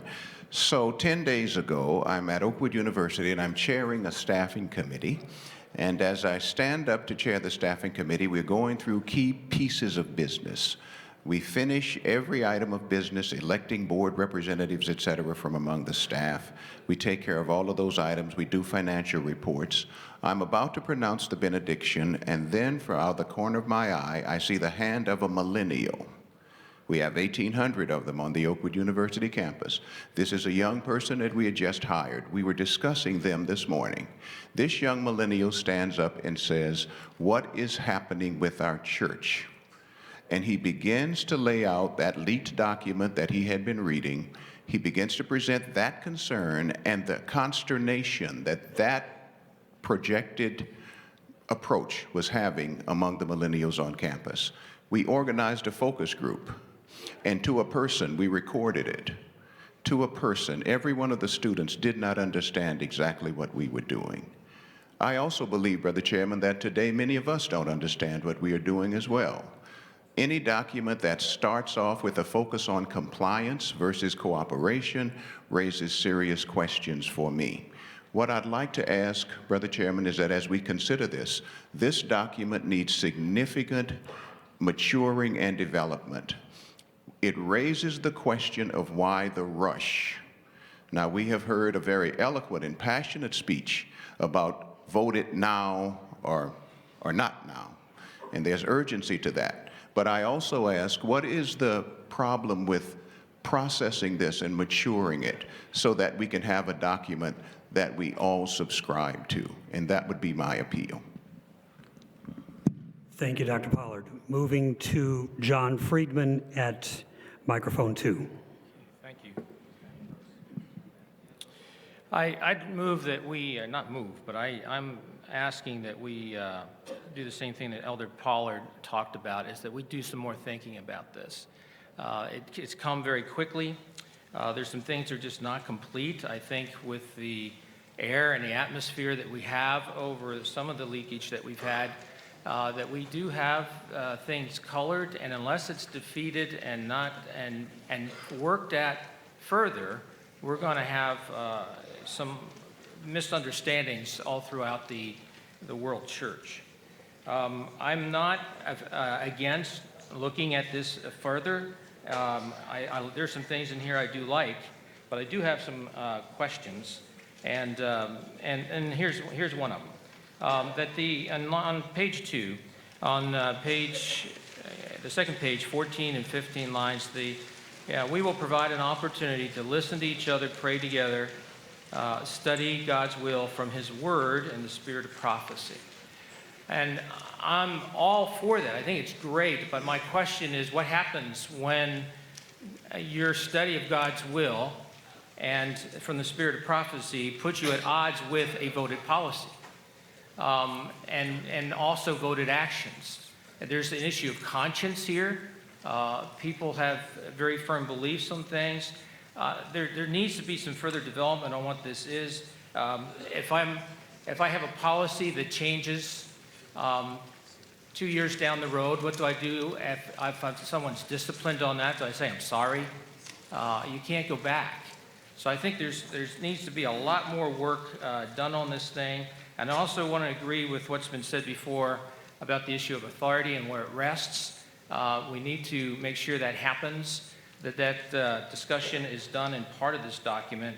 I believe... Thank you. Moving to Ron Carlson at mic 5. Thank you, Mr. Chairman. Probably several things I was going to say have already been said. I'll try not to repeat them. My conference currently stands out of compliance with a major church policy. Our union officers know about it. The division officers know about it. And at this point, they said, don't worry about it because it's advancing the mission of your conference in a specific way. That somehow, and if you want to understand it, you can argue with it and we can take it to the general conference, but it probably should be here next year to be voted on because we are out of compliance. And it deals with the use of tithe, by the way, just to get you all hypered up. And Tom Evans knows about it, just to implicate everyone here. Thank you, Tom. George. My point is simply this. I think this document, although I think it may have a place, right now I'm seeing, let's pass a document that we talk together and pray together. If we haven't done that already, shame on us. If we've got to have a document to say that we can talk and pray together, I'm sorry, that's something that is just wrong with what we are as a church then. We should be able to talk and pray together. But yet this document, I'm afraid, because of the timing, and although I know there's some that are trying to say, well, it's just a general thing, the timing is too clear that it is a quick reaction to what a few unions have done. And my fear today is that if it's really general, then we know, I've been around to a few other divisions, not as much as most of you, but I've learned quickly that there's many divisions out of compliance. The General Conference is out of compliance. Conferences like mine. Just for example, the institutions, many institutions run by the General Conference are completely out of compliance when it comes to wage factor. Time. I had a positive thing to add to it, but I can't. Moving to Robert Dulé, microphone 3. Good evening. I'm from SSD Philippines. I'm a field pastor representative. And as I assess, this document was produced or written because of the apparent church issues or concerns that seem to divide the church. And I really appreciate our leadership for producing this document because they see a necessity to maintain unity and order in our world church. But with my limited knowledge of what is happening here, as far as my understanding is concerned, this document only discusses procedures in relation to unity and mission and procedures in church reconciliation. So I think the issue we need to raise in this document is whether the document or the procedures are right or wrong. But my position, I see the procedures outlined in this document follow the biblical principles. And I really appreciate the time frame and the steps being included in this document. So for me, I don't see any problem with these procedures stipulated in this document. Thank you. Moving to Bethuel Matishiane. I'm sorry if I didn't get that even close. That's fine. Thank you very much, Chair. From the Southern Africa Union, a frontline pastor, I just want to address on page 2, under the subject consultation with a wider group, and I'm just going to take you through line 10 to 12. And it says that if it is found that there is a reason for further discussion, the executive officers of the next higher organization should, after consulting with the entity, establish a wider group to discuss the concern. This group, including lay people, pastors, and administrators from the entity, and the broader church. I think my concern is on really defining the wider group. I can see the composition on who it must have, but the process that must then be put in place to determine the lay people that must be in that wider group, the pastors that must be in that wider group, and the broader church. Who is this wider group? And I think we need to define it further. And secondly, lastly, on just consistency of wording used in the document, the topic or the subject says consultations with the wider group. On page 2, still on line 12, it says wider group, but in line 23, it says larger group, and in line 41, it simply says group. I think if we can just come up with one terminology and use that.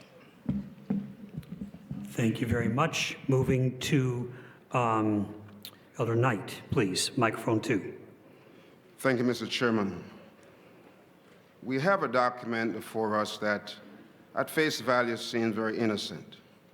But most of us know that there is an underlying subject that the document is not addressing.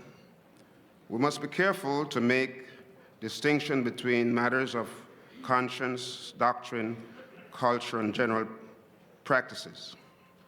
We also must be careful of trying to achieve unity at the expense of conscience and, in my opinion, biblical truth. I learned something from a church pastor a few weeks ago. All great spiritual leader must at least have 3 characteristics. 1, humility. 2, total surrender to God. And 3, flexibility. As a church, we must seek to maintain unity, but we must be flexible in our policy development and try not to hinder mission. We have a great number of youth and young adults watching this discussion this afternoon and sharing on social media. They are asking, why are we spending all this time on matters that are not salvific rather than focusing on mission? To ask us to vote this document without the consequences would be like shooting in the dark. This morning, our morning watch that was written by Elder Douglas quoted the Acts of the Apostle 199. The advance of the gospel message must not be hindered by the prejudices and preferences of men, whatever might be their position in the church. Thank you. Moving next to Elder Gallimore, please. Microphone 5. Thank you, Brother Chairman. Jay Gallimore with the Michigan Conference. I want to rise to support this document. It's an outstanding document. Redemptive discipline takes time. I wrote an article some years ago on redemptive discipline for the ministry magazine. And they need time to get started. And I'm disappointed to hear so many references made that the issue that faced the General Conference in San Antonio is some kind of minor policy. That motion required a vote based on the Bible and the spirit of prophecy. We spent months and years through all kinds of committees to get to the place where this church could vote on that issue. At this point, the issue is no longer that issue. The issue is the unity of the church. And the unity of the church is not maintained by pluralism. If we want to try to find a way that's painless to keep the unity of the church, we can go down the road of pluralism, but it will be very, very costly in the end. Redemptive discipline is painful, it's patient, it's full of love. And this document, I believe, gives us the start on that. We cannot as a church, maintain our unity and allow people who oppose the world church to simply accomplish what they wanted by default, by the church never addressing the issue. Should it be patient? Should it be long-suffering? Should it be all those kinds of things? Yes. And I think this document is the journey that starts the world church on addressing what it needs to. And I hope this body will vote this. Time. Okay, moving to Sostin Mafune. I just know him as Sostin, so if I get... Mr. Chairman, I hear us saying that this document, it has the potential of dividing the church and there'll be no unity, all kinds of things. I don't know how we define unity. Would you honestly tell me that we are a united church? Would you honestly tell me that we are a united church? Maybe we are called Seventh-day Adventist. We have the same name, but genuinely, are we united? Aren't we like the disciples of Jesus before Acts chapter 1? They were called disciples of Jesus, but they had the same name, but they were not together until something happened in Acts chapter 1. From there, then comes Pentecost in Acts chapter 2. Document or no document, I think we need a different kind of the Holy Spirit to work on us as a church. No matter how many papers we are going to write, if something does not change us, sometimes I pray that, Lord, may we actually divide. Let Korah be there, who also claimed to be right, and also let Moses be there. And when we're divided, then Lord, show us exactly which side you stand on. God is big enough. He does not need us to defend him. Thank you. Thank you. Dr. Cortez, please. Jose Cortez, New Jersey Conference. Mr. Chairman, all of us here in this house love the church. This is our church, and we love it. This is the church of my grandmother, the church of my mother, my father, my sisters, my church, the church of my children and my grandchildren, and I love the church. And I'm very sad looking that we are waiting to do the mission of the church with the intensity we need to do it, and we are using time in discussions and fightings that really are not so important. Yes, the document is important. My biggest concern in the document is the difference between a doctrine from the Bible, fundamental belief, and a policy. We need to fix that. Now, I have no time. I will tell you something. When I graduated from the seminary, everybody was hugging me and kissing me, congratulating me, but my grandmother told me, remember, son, you are a pastor, but you are not the owner of the church. You belong to the church, and the church belongs to Jesus. Anything you do, always remember that. I appeal to this body. As we discuss and process, remember, we do not own the church. The church belongs to Jesus, and we belong to the church. Thank you, Mr. Chairman. Thank you. That brings us to the time of making decision. We have nobody else in line, at least not on my list. And I thank the group for your decorum. We didn't always quite stay right on task, but we got where we are. And thank you very much for your participation.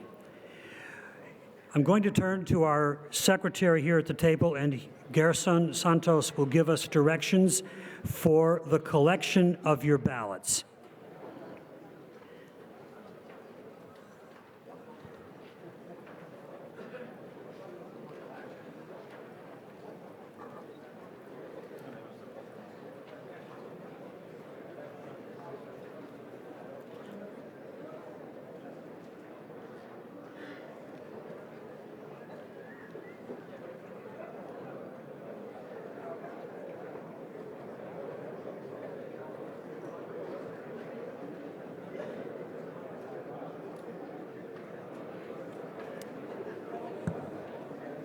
Yes. Mr. Chairman, just to confirm, each member of the committee should have your ballot. You're gonna write down your decision, and buckets will be passed through the rows. So you don't have to stand, stay where you are. Write down your vote, and the buckets is passing. They are passing right now.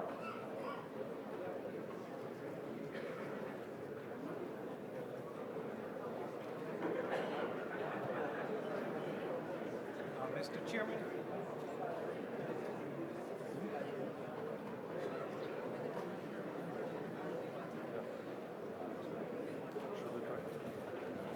I've been asked that we interrupt the process, and I think it's a good interruption that we stop for just a moment and pray. I had asked a couple of people to be prepared to pray during the course of our afternoon, and I will turn to Elder Dave Livermore of our Gulf States Conference to come to the microphone and have a word of prayer for us before we collect all of the ballots. If you would do that for us, Dave, please.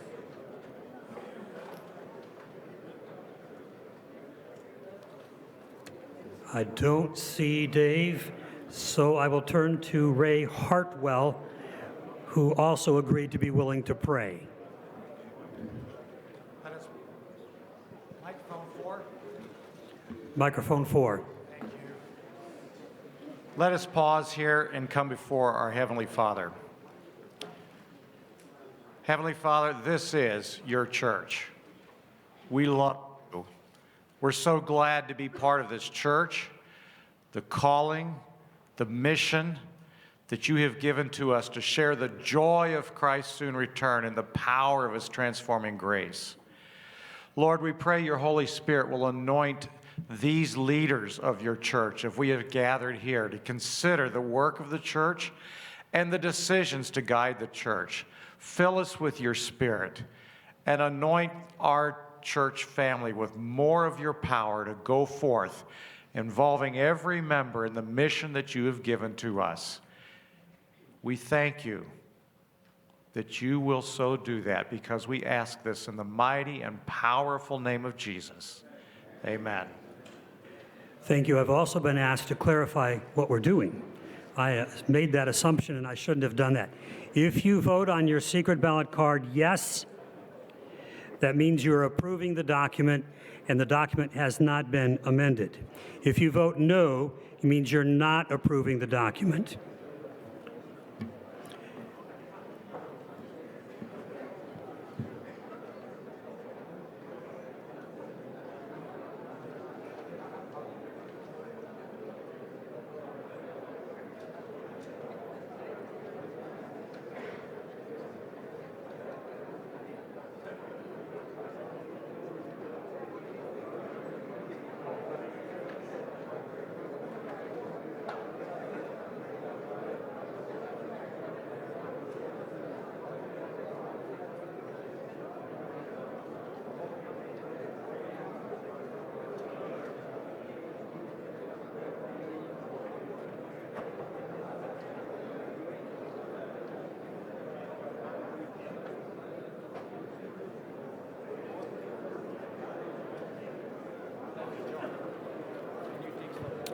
The ballots will be brought to the front, and they will be counted here to your left, my right, so that you can watch that process.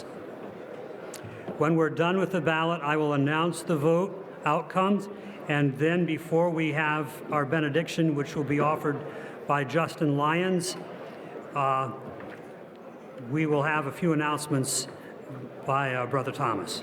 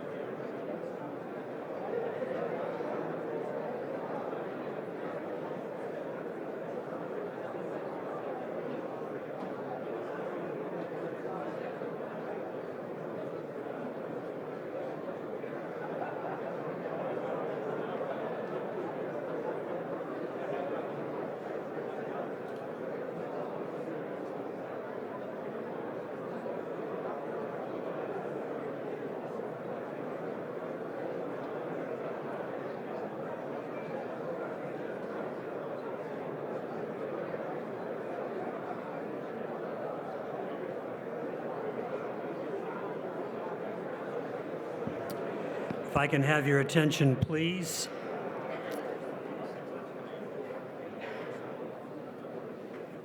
The numbers will be posted on the board in just a moment, so you can read them. Thought we were just a little closer than we were, sorry.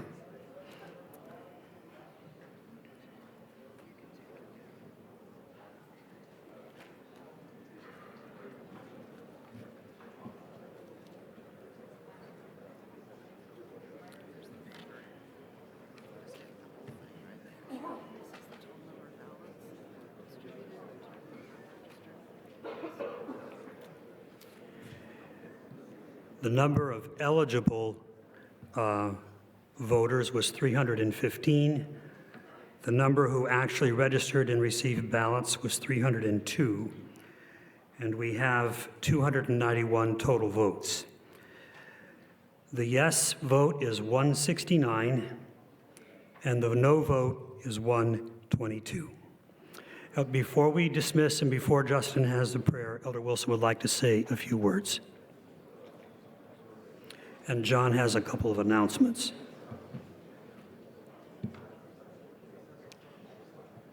First of all, I would like to thank you for the very appropriate, civil, Christ-like manner in which we conducted the activities.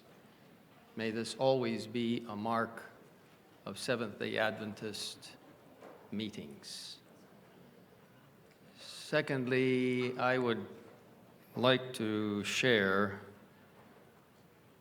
that what is obvious, no one wants to split the church. No one. I would hope no one.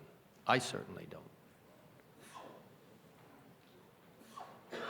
Our aim is to bring reconciliation and a focus on mission. We have spent the last almost 7 days in annual council. It officially began Wednesday night, which is a little unusual. And we have spent almost 7 days talking about mission. Those of you who have been here, I hope you haven't escaped the fact that we have packed this annual council with mission. Now, the last 2 hours and 42 minutes or so, we've talked about a serious item. But tomorrow and in the future, we will continue, I hope, all talking about mission. Jesus is coming soon. It is our mission. I want to underscore again, I love our church everywhere.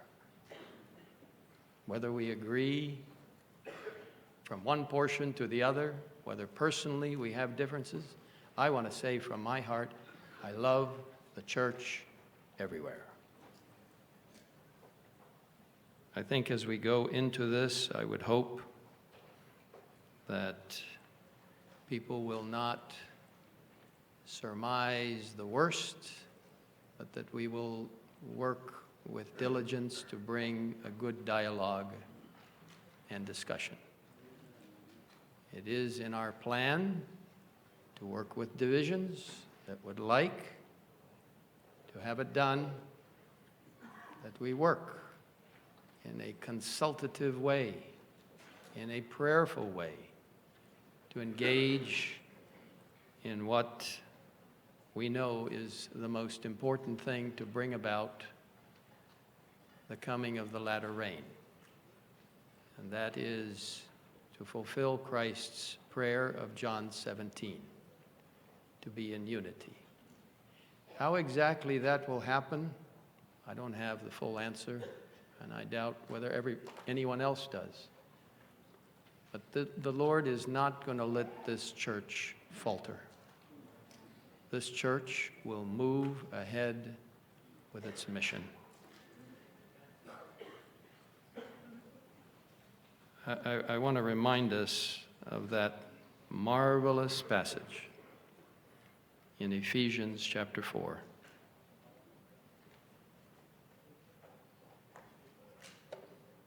Paul was a prisoner of the Lord, and he was beseeching those in Ephesus. Verse 1, that ye walk worthy of the vocation wherewith ye are called, with all lowliness and meekness, with long-suffering, forbearing one another in love. And all of that is vital. But notice what he says next. Endeavoring to keep the unity of the Spirit in the bond of peace. And then he focuses on what is important. There's one body and one Spirit, even as ye are called in one hope of your calling, one Lord, one faith, one baptism, one God and Father of all, who is above all and through all and in you all. But unto every one of us is given grace according to the measure of the gift of Christ. This is the mandate for the Seventh-day Adventist Church. And I encourage you to understand the church is not on a witch hunt. The church is on a journey to bring us into unity and into an understanding that when we make decisions, whether we agree with them or not, we work together. Personally, I can think of at least two major decisions that this body has made in the last number of years that I didn't agree with and voted against. But I didn't go on a campaign to try to negatively affect those votes. I work with the church, and I implore all of you to do the same. One Lord, one faith, one Father. Let's work together. I ask for your prayers, and I will pray for you. And let's not forget the real reason we are here, as a number have said. It is the mission of the church, and God will see to it that we accomplish that mission. May God bless each of you, and as we reunite tomorrow morning, may we again look at the centrality of Christ and his righteousness, which can cover us and bring us into harmony regardless of our opinions. I urge you, as I urge myself, to fall at the foot of the cross and to be changed every day so that we can work together in unity. Thank you to each of you.